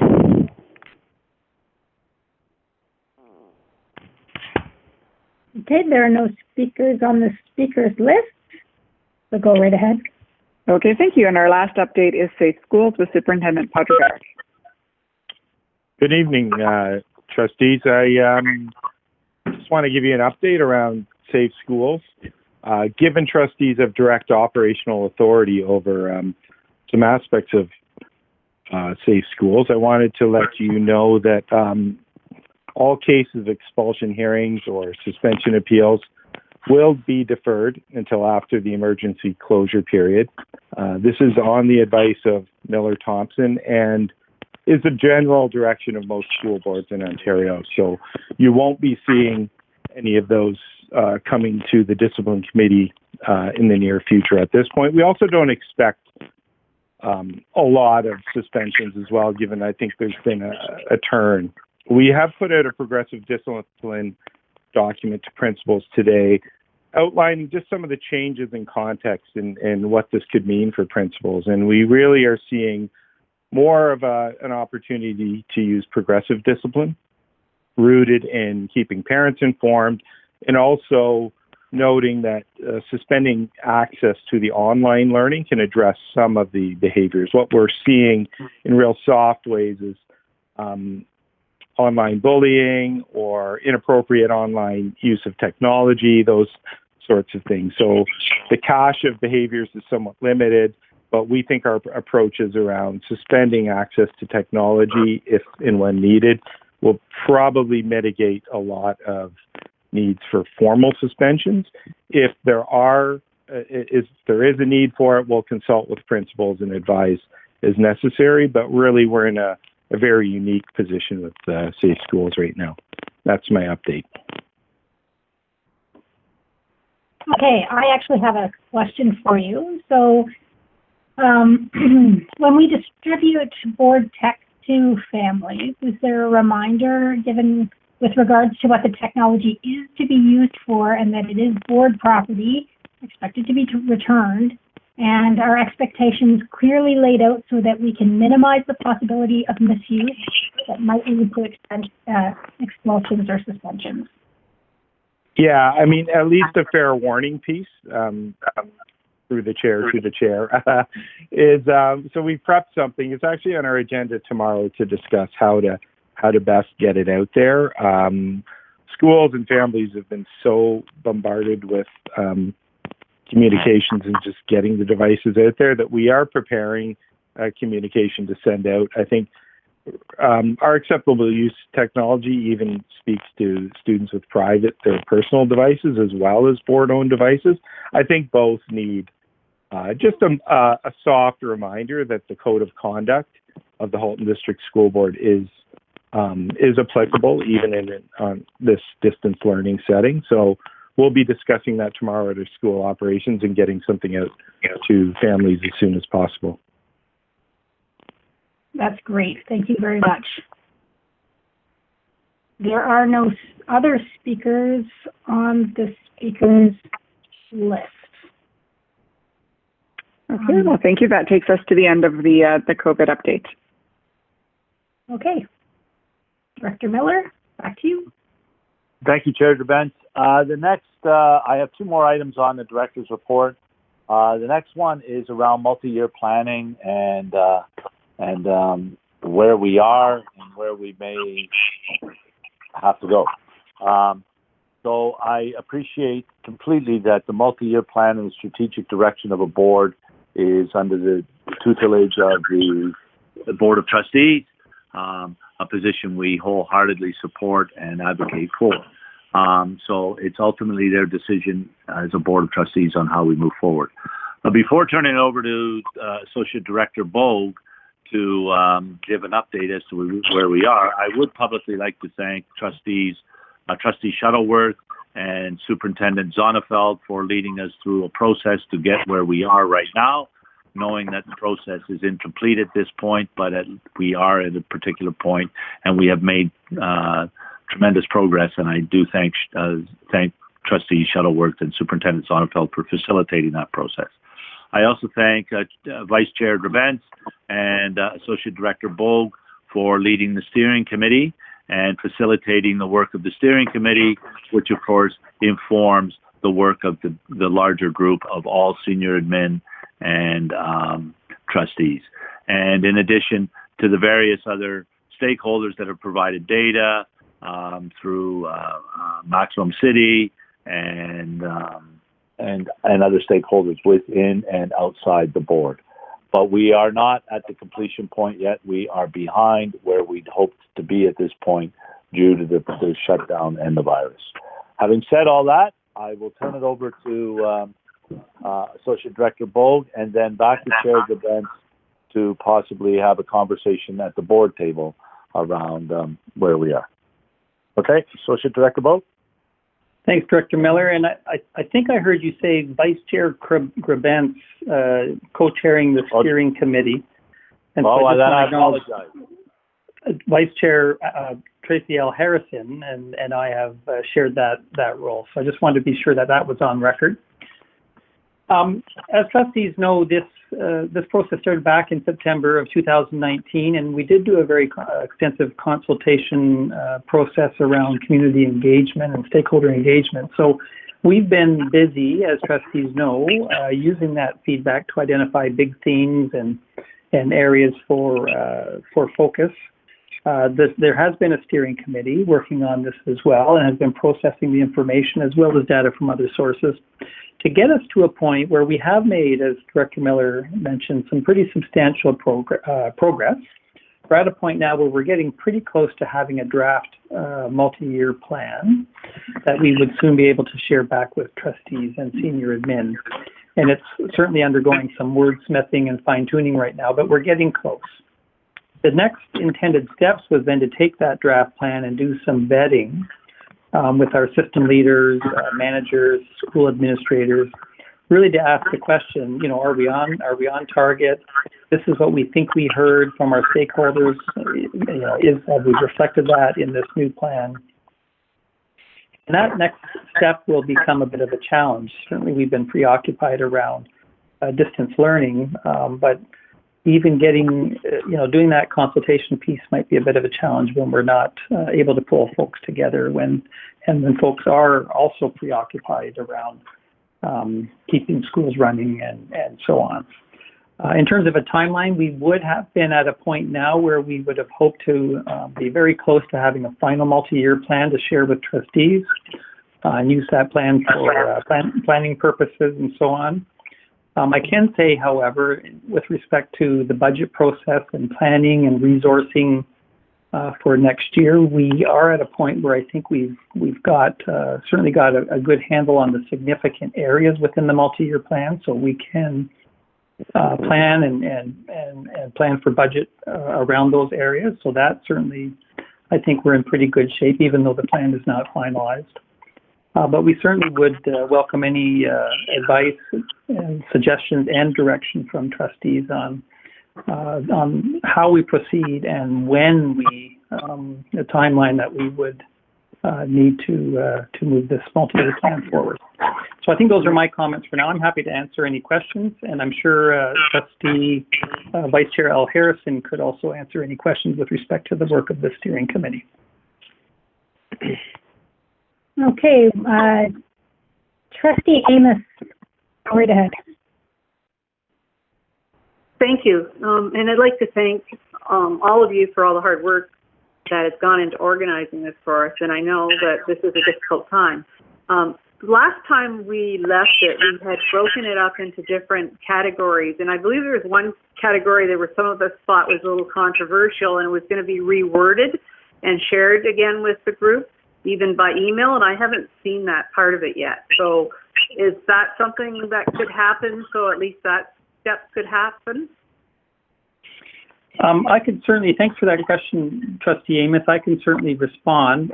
And our small subgroup of the steering committee is actually meeting tomorrow to do a little bit more fine tuning. And we are hoping that we can get actually the entire plan back to trustees, which also includes some fine tuning in some of the those 5 key areas. So we'll get those back to trustees before we go any further in this process. So that is should be coming soon. That's great to hear. Thank you very much. So I'm thinking if you have that, what's the next step after that as you get some support from trustees long distance? Are you asking what's the next step after trustees have sort of said, yeah, we're on track? Yes, is that when you have to take it into the system then? That's when we wanted to do some vetting out with some leaders in the system. And, the other piece that complicates things as well is that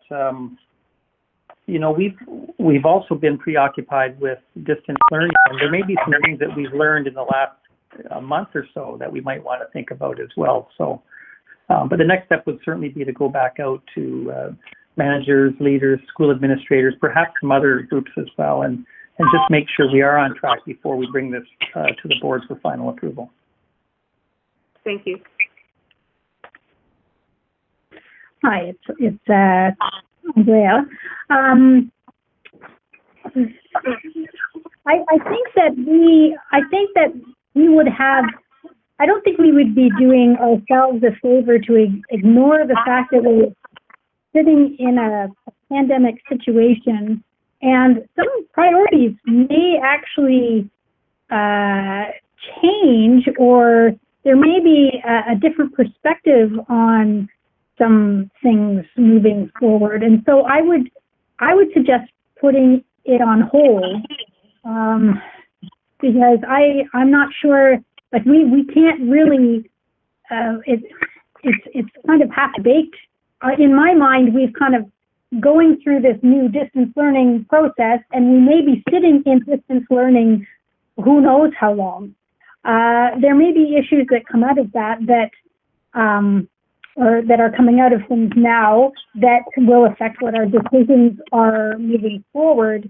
And we're not able to really go back to those communities with our kind of half-baked. That's not the right term, but you know what I mean. It's not quite ready, or we're not quite confident that perhaps what we've got is what it should be. So, I mean, I would suggest that we put it on hold. I'm not sure about my colleagues around the table.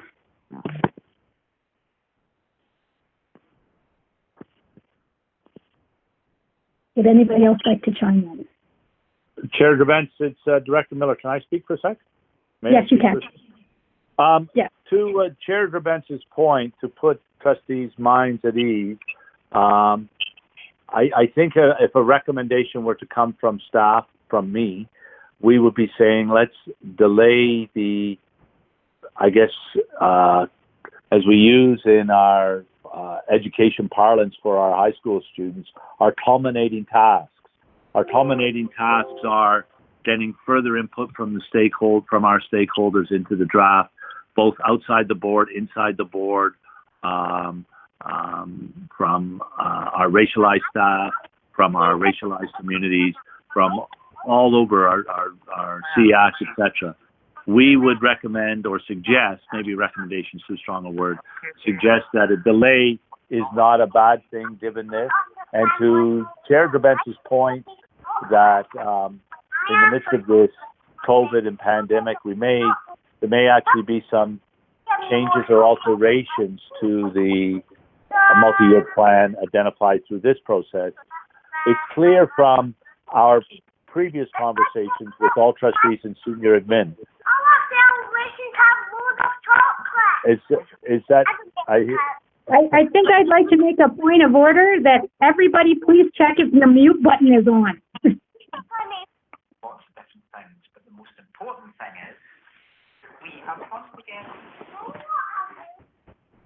Okay, continue. Yeah. Go ahead and try.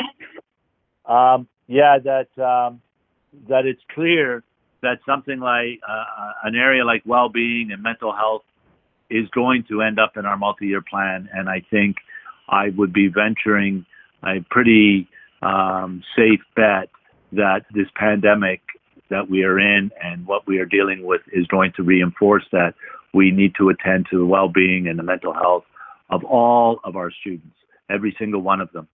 So, in terms of budget allocation, I think that the budget will address those broad areas like that. So to put trustees' mind at ease, we're required to have a new strategic plan for implementation for September 2020, but I'm comfortable if we don't. I don't think we can prolong it for much longer after September, but I would suggest that having it up and ready for September 2020 would be a challenge, both logistically to do, but also optically. So those are my comments, Chair Grabban. Okay, Trustee Amos. Thank you. To follow up on Chair Grabben's point, I think that we all need to take a sober second thought about this, because I do think we may rethink some areas and maybe some priorities. And that's why I think we need to have a relook at the 5 key elements that we had identified, because we may be modifying some or tweaking them, or maybe even reordering them somehow, because I think we can all agree that life as we've known it is going to change, and it'll never be back to where it was, but we don't know where it's going. So how we deal with it and what we need to do, I think that has to be incorporated into our plan, because this is our next 5 to 10 years, and we need to incorporate all the changes that are happening now and refocus, because I believe where we're going is a totally different place than where we thought we were going. I mean, there are elements of what we wanted, but it's gonna have to change a bit. Thank you. Thank you. Do you feel you have enough direction, Director Miller? To your Chair Grabban, yes, I would suggest that Associate Director Bogue and Vice Chair Al Harrison get together to formulate the work that came out of the last steering committee, distribute that to trustees as not as a I would say not even as a draft plan, and then that the multi-year plan is put in abeyance until such time that we know what's going to happen to this school year. Once we know what's going to happen to this school year and possibly next, we then formulate a new plan in terms of formulating the plan. So a new process to formulate the plan. And also that Superintendent Nagoy, in her work around budget, be mindful of what's currently being discussed in the multi-year plan, and we allocate funds accordingly with a possible larger contingency than normal or something like that. I mean, we'd have to work that all out. I don't have the actual concrete plan, but that's what I would suggest. My suggestion is that Associate Director Bogue, Vice Chair Al Harrison have a conversation perhaps with Superintendent Zonnefeld and Trustee Shuttleworth, put out where we are at this point in time on the multi-year plan to all trustees and to all senior staff, and then it's just held in abeyance until we have more information about what's going to happen to this school year and possibly next, and then we develop our new process. Does that make sense? Sounds like a good plan for a plan. Yeah, basically, yeah. Okay. I don't see anybody else commenting, so I guess moving forward in that direction sounds good.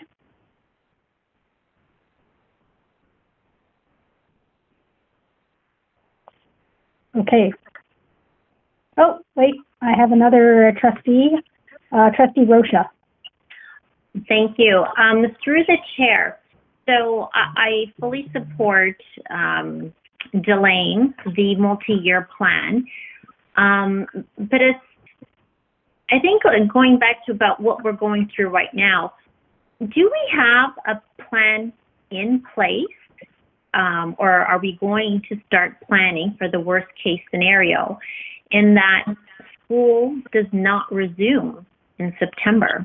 What will it look like in September? Thank you.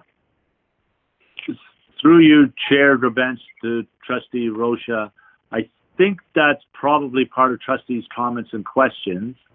So can you hold that question for a wee bit? Because I have one more thing in the director's report. Sure. Is that okay, Chair Grabens? Yes, that's fine. And there are no other speakers on the list right now. Okay, yeah. So my final item in the director's report is, we've been in real challenging circumstances, and our students and families in particular, and some far greater than others. But, we also want to not forget the tremendous staff that we have in this board and the tremendous work that they've done on this board and for this board and for the community. And I'm going to turn to the direct supervisor, but she has a bit of a bittersweet announcement about one of our very valued staff members that the trustees know very, very well. It's bitter for us, sweet for that person, and I will turn it over to Superintendent Puccetti.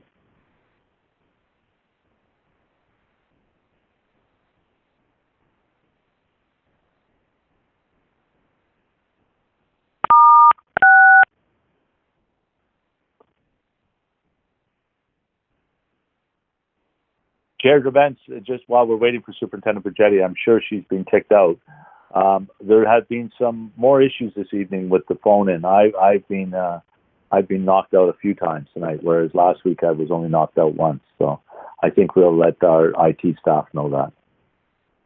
Okay, we perhaps have to find a different solution. Yeah. So I'm sure that, there we go. And I'm trying something else. If someone can hear me now? Yes. Oh, excellent. Okay. So it is both my honor and with a certain degree of sadness, but to announce that General Manager Domenico Renzelli has submitted his letter of resignation. Dom has been with the Halton District School Board for 11 years, and he's been in education for 27 years, I believe. And for me, it's been a great privilege to work with him for the last 2 years. His knowledge of Halton region and our board is exemplary, and he has a very high reputation with the municipalities and the region as an expert in school construction or school planning, and always looking forward to the best for Halton District School Board. So Dom will be leaving us at the beginning of July, and in his retirement letter, he gave thanks to his planning staff and also to senior staff and trustees, and commented on what a privilege it was to work for the Halton District School Board. So please join me in congratulating Dom on this and thanking him on behalf of all of us for all the great work he's done for us. So thank you, trustees, for allowing me this moment. Thank you so much. That is quite a bittersweet moment. So, Chair Grabens, that's the end of my report. Okay, thank you very much. 5.6, communications from the chair. I don't have anything. 5.7, are there any committee reports? Oh, actually there is, sorry, I missed Trustee Amos on the speakers list. Go right ahead, Trustee Amos. This is going back to Superintendent Puccetti regarding Dom. With all this going on, I know we're not going to have a retirement dinner. Are we going to be able to have an opportunity, I hope, and sometime in the future to actually celebrate some of these great achievements? And it's it's a lifetime. I mean, we're going to miss Dom, obviously. I just want to make sure that we have an opportunity to celebrate him. We're sorry if there's an echo. We will certainly bring Dom back to the board virtually because we will have a few more reports to submit to the board before the end of the school year. And perhaps at that moment we can, the trustees can say something to him at that point. And can I weigh in there? Go ahead. Hey, Chair Drabens to Trustee Amos. There's no way that I am going to let Dom get out of here without some sort of celebration for him. Obviously, it's a challenge at the moment because of the social distancing rules or whatever. But if we have to drag Dom back kicking and screaming in the fall to have a celebration to recognize his work, we will do so. And this is my opportunity to inform trustees, because I'm not sure I have in the past have done so yet, that we have canceled the retirement celebration that we always have at the end of June. So that would have also been an opportunity for trustees to say thank you to the staff that have worked for this board, but it won't happen this year.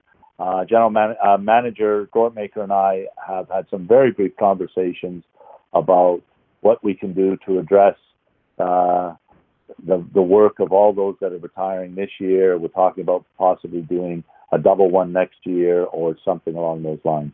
So Dom would be part of that, whatever we figure out what we're going to do. Thank you. That's good to hear, because I was also concerned about others who are going to be retiring as well, potentially. So we need the opportunity to say thank you and goodbye. Thank you. Okay, so there's no other speakers on that. So we're up to committee reports. I don't see any committee reports. And so now we're moving on to trustee questions and comments. Okay, this list is filling up here. So Trustee Oliver, go right ahead. Sorry, actually, this is delayed response in the system. I wanted to speak to committee reports. The Special Education Advisory Committee met last week. It was our first meeting since the school closures, and we used the teleconference facility as per the changes to the regulation, in that SEAC can conduct their meetings by teleconference at this point. We followed the process that the Board of Trustees has followed, and I thank the Chair and Vice Chair for sharing their tools with us. The committee members received a very detailed update on all the adjustments that had to be made and all the work, the tremendous work that's going on at HCSB, and in particular relating to supporting students with special needs. And we will continue to update our members, and we do have kind of a Q&A form that was shared so that members can submit questions on behalf of their respective associations, and Superintendent Zonneveld is able to address those. Thank you. Okay, thank you very much. Trustee Reynolds. Thank you. I too have a committee update, please. I was slow on the clicker there. Sure, no problem. Go ahead. Just to share out that to all trustees, that audit committee will be meeting on Thursday, April 29th. We'll be meeting remotely from 2 to 5, and once we get the agenda going, we'll send it out to everybody. Thank you. Over. Okay, thank you. Trustee Rocha. Yes, through the chair. This is not a committee report, it's a question. Is that okay? Yes. Okay, so back to my original question from earlier this evening. Seeing that the return to school dates keep changing, have we started working on a plan in the worst case scenario that school doesn't resume in September? Thank you. Through you, Chair Drabens. You hear me? I'm losing track whether I've muted or unmuted. We can hear you. Okay.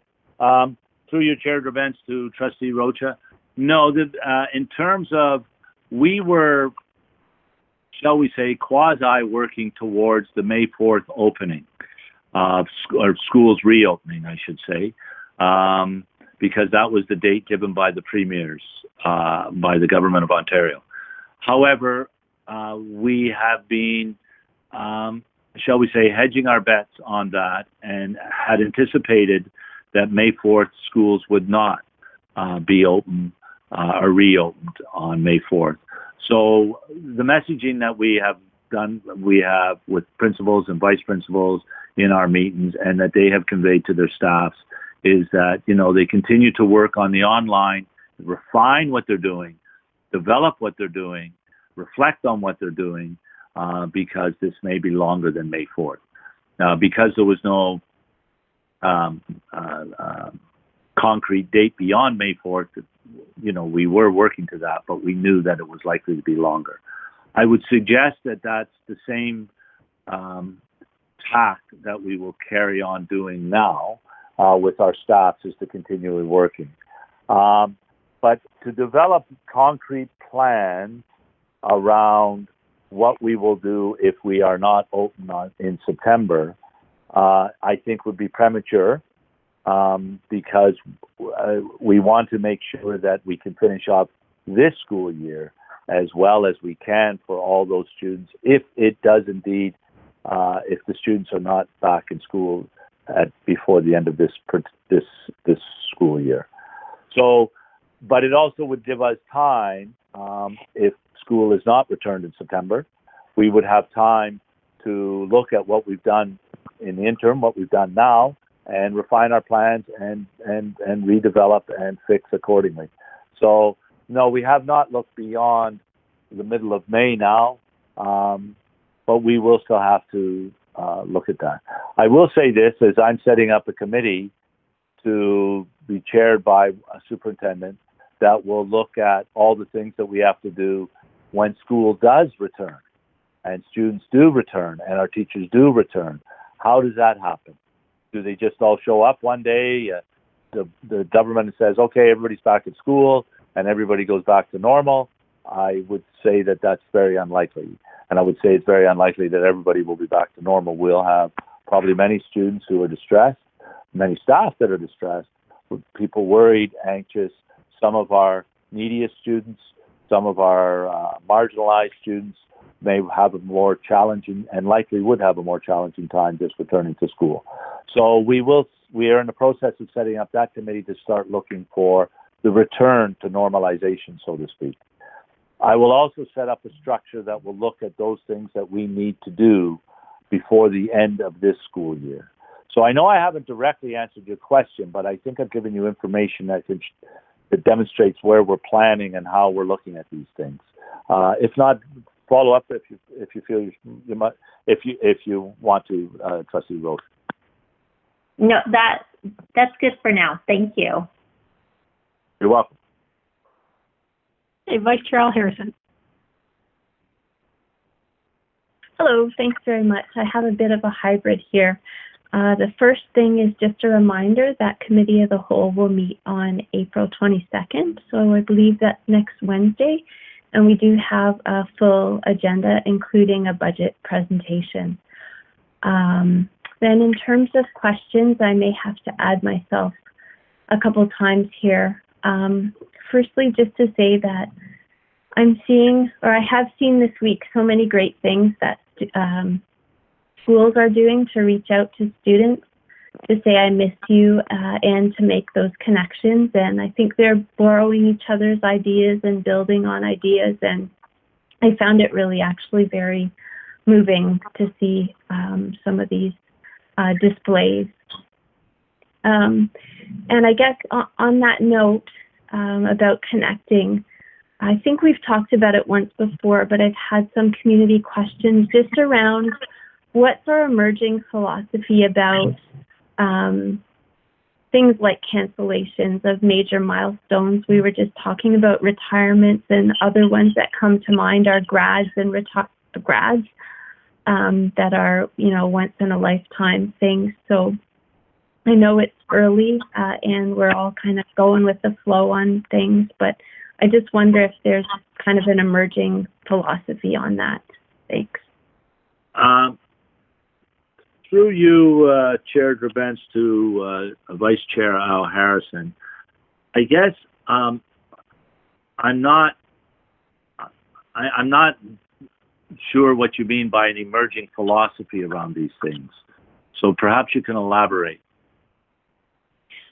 Of course. That was a convoluted way to say, hey, what are we thinking? All right. Okay. So now I got you. Because I think if you were to ask me what the philosophy is, and you'll see a video coming out tomorrow in which I address grade 12 students, you know, these students, all our students, but in particular our grade 12 students, will experience loss this year. They're losing things that they've taken for granted for years. They're unable to see their friends, which they're unable to fulfill a lot of the things that they'd hoped to do for the rest of this school year. And for some, that'll be easy to move on to. And for some, it'll be very, very difficult for them to move off of and move on to. That, you know, kids that have looked forward to a prom, which for some of us might seem trivial or frivolous or whatever, but it isn't. And especially for them who have looked forward to it for years. And so we're mindful of all that. And we're looking at, for many of the things that have been canceled, I don't think there is any way to retrieve them. The March break field trips, the March break trips to Europe and the United States, etc., we cannot retrieve them for this year. And the sporting events for this year and the musicals and those dramas, really difficult to recapture them for this year. Many schools will do their best once students are back in to do what they can. But for things like commencement, grade 12 commencement, we can certainly look at moving that to the fall, and we've started some preliminary conversations about having fall commencements. As you may or may not be aware, but this board used to have many of their high school commencements were in the fall. Now that precludes some kids from coming because they're either away at school or they have a job or whatever, but at least it's something. Proms, I don't know how we can get those back for this school year. You know, it's not just a school situation, because many of our proms have been in Toronto in the past, and Toronto has imposed conditions right till the end of June in which large gatherings can't take place. The city of Burlington has done the same, and other municipalities. So it is a real challenge. I would say this to you, Vice Chair Al Harrison, our hearts go out to these kids, and our hearts really go out to these kids who, that's the engaging part of their school year. That's the most engaging thing for them. And for those students, you know, that this is perhaps the biggest thing in their lives, and it's being kind of taken away from them. So having said all that, you know, the reality is the reality, and I think our students know that, and we will endeavor to make up what we're able to make up and support those students who were unable to make it up for. I know it's not the best answer, but it's the only way that I think we can do it. Right? So, thank you. Okay, Trustee Oliver. Thank you, through you, Chair. So I also wanted to build on the question around graduations. And I too feel terrible for our grade 12s because their school is interrupted, their academic SHISM training, cooperative job opportunities are interrupted, and also, their special events and celebrations are postponed potentially or canceled, period. So I did have a question from constituents, and they were wondering what is going to happen with the grade 12 grads. And more to the point, I guess, it sounds like some schools have been picking dates in the fall, so postponing and rescheduling the summer graduations. Is that going to be a school-specific decision, or is there going to be a board-wide decision? And when will that sort of info be communicated? Through you, Chair Benz, to Trustee Oliver, those will be school-based decisions because schools are the ones that have to organize them. For us to and all commencements are reliant on teachers volunteering to do it and staff volunteering to do it. For us as a senior team or board to make it a requirement that there be a fall commencement is difficult because it's school staffs that have to organize all those events. It isn't the senior management, senior team, the superintendents, nor the directors that that organize it. Having said that, we are the ones that did cancel all commencements, but we had to once we realized that this was the case. So we did not want our schools. We canceled in time so that our schools did not start working on that and getting up the hopes of students and in anticipation, because as we all know, there's virtually no chance that they would be allowed to go forward from public health, let alone from us. So it is a school-based decision. We are aware that all of our principals, the executive of the Halton Secondary Principals Association, is in conversations about doing it. And I would suspect very much that I don't want to put any pressure on a particular school, but I would suspect that all schools are seriously looking at fall commencements and will message that out as soon as they are able to get a commitment on that. I think we must appreciate that both principals and teachers have been so busy looking at continuity of learning that a lot of those things are not on the agenda at this time. But as we get into the rhythm of continuity of learning and people figure out the cycles as they are already starting to do, I think those conversations start to come to the forefront within schools. I would also say that the Halton Elementary Principals Association is having the same conversation around grade 8 graduations as to how they can address those, perhaps the fall or whatever. And I would suspect the same would occur there, that once principals get down and be able to talk to their teachers about that and their staffs about that, they'll make a decision and they'll convey that to the community as quickly as they can.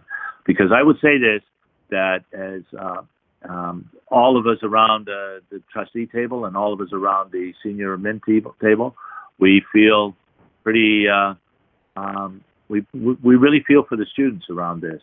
Our principals feel it even more because they know those kids personally. So I'll leave it at that. I hope that answers your question. Thank you. Okay, Trustee Gray. Thank you, through the chair, to Director Miller. Earlier this evening, we used the admin procedure regarding naming schools, and we were fortunate that it had already a built-in section on how to do business should someone not be in the room or should we have to do this electronically. My question is, will there be a need, or do we feel that there's a strong need to look at some of our admin procedures where other decisions may need to be made and whether or not they are accommodating of electronic means to conduct business? Thank you. Through you, Chair Defense and Trustee Gray, we're not having a systematic look at our admin procedures around that process. Not all of our admin procedures would end up at the board table. They're operational procedures that we are conducting. But those that follow an admin procedure that end up at the board table, we would certainly look at them on a case-by-case basis and make the appropriate adjustment as necessary. So I think it would be challenging to look at them all individually right now.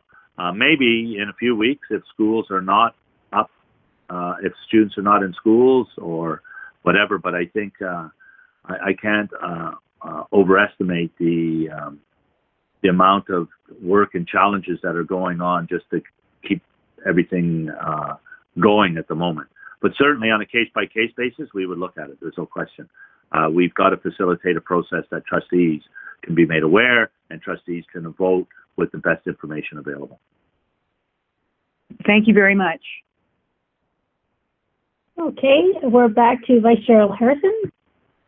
Thanks very much. So this is my question, through you, Madam Chair. This is my question that I was point of ordered on earlier tonight.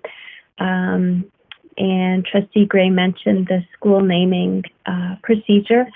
And if my recollection is correct, the last couple times that we've been through this, or the last few times, it's been, I'll speak only for myself, but a tricky process.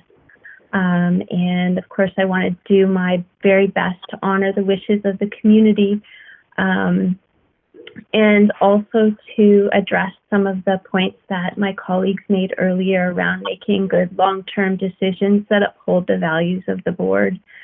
So I just wonder whether there are any plans to look at that procedure going forward. Yeah, that's my question. Thanks.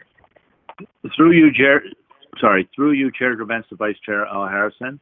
The short answer to your question is absolutely. We're going to look at that admin procedure. I think we should be looking at them, and we do have a review process in place all the time. But we are going to specifically look at that one because we do know that there is at least one gaping hole in it, and that is that there is no student voice in it other than students being able to provide an initial suggestion for names, etc., but they are not part of the committee or any of that. So we are going to look at that, and I think we live in a changing world. We certainly live in a changing community, and I think we need to be more overt in our desire for equity and recognition of the communities in which that their children are attending our schools. So with that, I'm going to turn it over to General Manager Amoa to make a few comments about some of the things that will be looked at in updating this admin procedure. Hello, good evening. I think if we update not only this particular procedures, but all of them, and that's been one of my tasks, to look at all board policies and procedures and consider how we center equity and human rights as primary or foremost issues around which to build our responses and our actions. I mean, that's a very, I think, general statement. I think the specifics you'll learn about in the coming weeks and months, but that is certainly part of my role and part of my function, is how to infuse these considerations in board operational issues and also in governance issues. So from a decision-making perspective, how do we ensure that we're making decisions that are inclusive and responsive to needs of the diverse communities that make up the student and parent communities?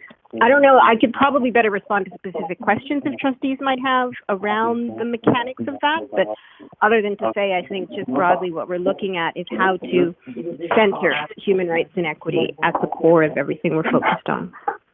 Yeah, no, I just make sure, like, I just want to remind people to check if your mute button is on because we're hearing an interesting conversation. Okay, Vice Chair Harrison, do you want to follow up at all? No, I just want to say thank you very much, and I think that it hopefully will serve to address some of the comments that came up earlier in the meeting, and I look forward to running through a new process because it's really exciting to, I guess, be a part of school naming. It's really neat. Thank you very much. Okay. Thank you. Trustee Gray. Thank you very much. My question has been asked. Thank you. Okay.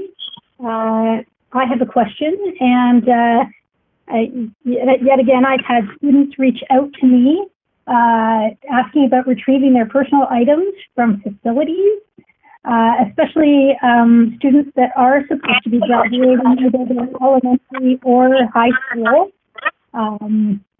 Because if this goes on past September, especially our high school students may not be even available to retrieve their effects from their lockers. So it's if someone has an answer, that would be great. I can guess the answer, but go ahead. Through your chair, Bench, I will refer that question to Superintendent Ruddock and or Superintendent Puccetti, but I think it's Superintendent Ruddock. Thank you, through the chair, to the chair. When we developed our Access to Schools protocol, public health was very clear that they did not support students or the general public, or so students or their parents accessing the schools, and that is why we designed a very tight, safe protocol for a small group of staff to enter at a time, with some regimented cleaning protocols at specific intervals. I certainly hope that there comes a time in the not so distant future where public health would agree to opening up our schools to, particularly our grade 12 students or students leaving our system to collect their materials. But that decision will need to be made in consultation with public health. And at this point in time, their direction is to not permit students or the general public into schools. Okay, thank you. I would say this, Chair Gabentz, and I think, we need to think about this operationally. If this shutdown is for the rest of the school year, we will need to think about that many students would have personal possessions in the building. And we haven't reached that point yet, but grade 8 students would be leaving the schools, grade 12 students would be leaving the schools, and many other students would be moving away or changing schools, etc. So it is on the radar at some point to start thinking about that. But of course, some of that will come about once and if a decision around a complete closure is made by the province. So just to add to Superintendent Ruddock's comments. Thank you. Okay, thank you. Are there any other speakers for the speakers list for trustee questions and comments?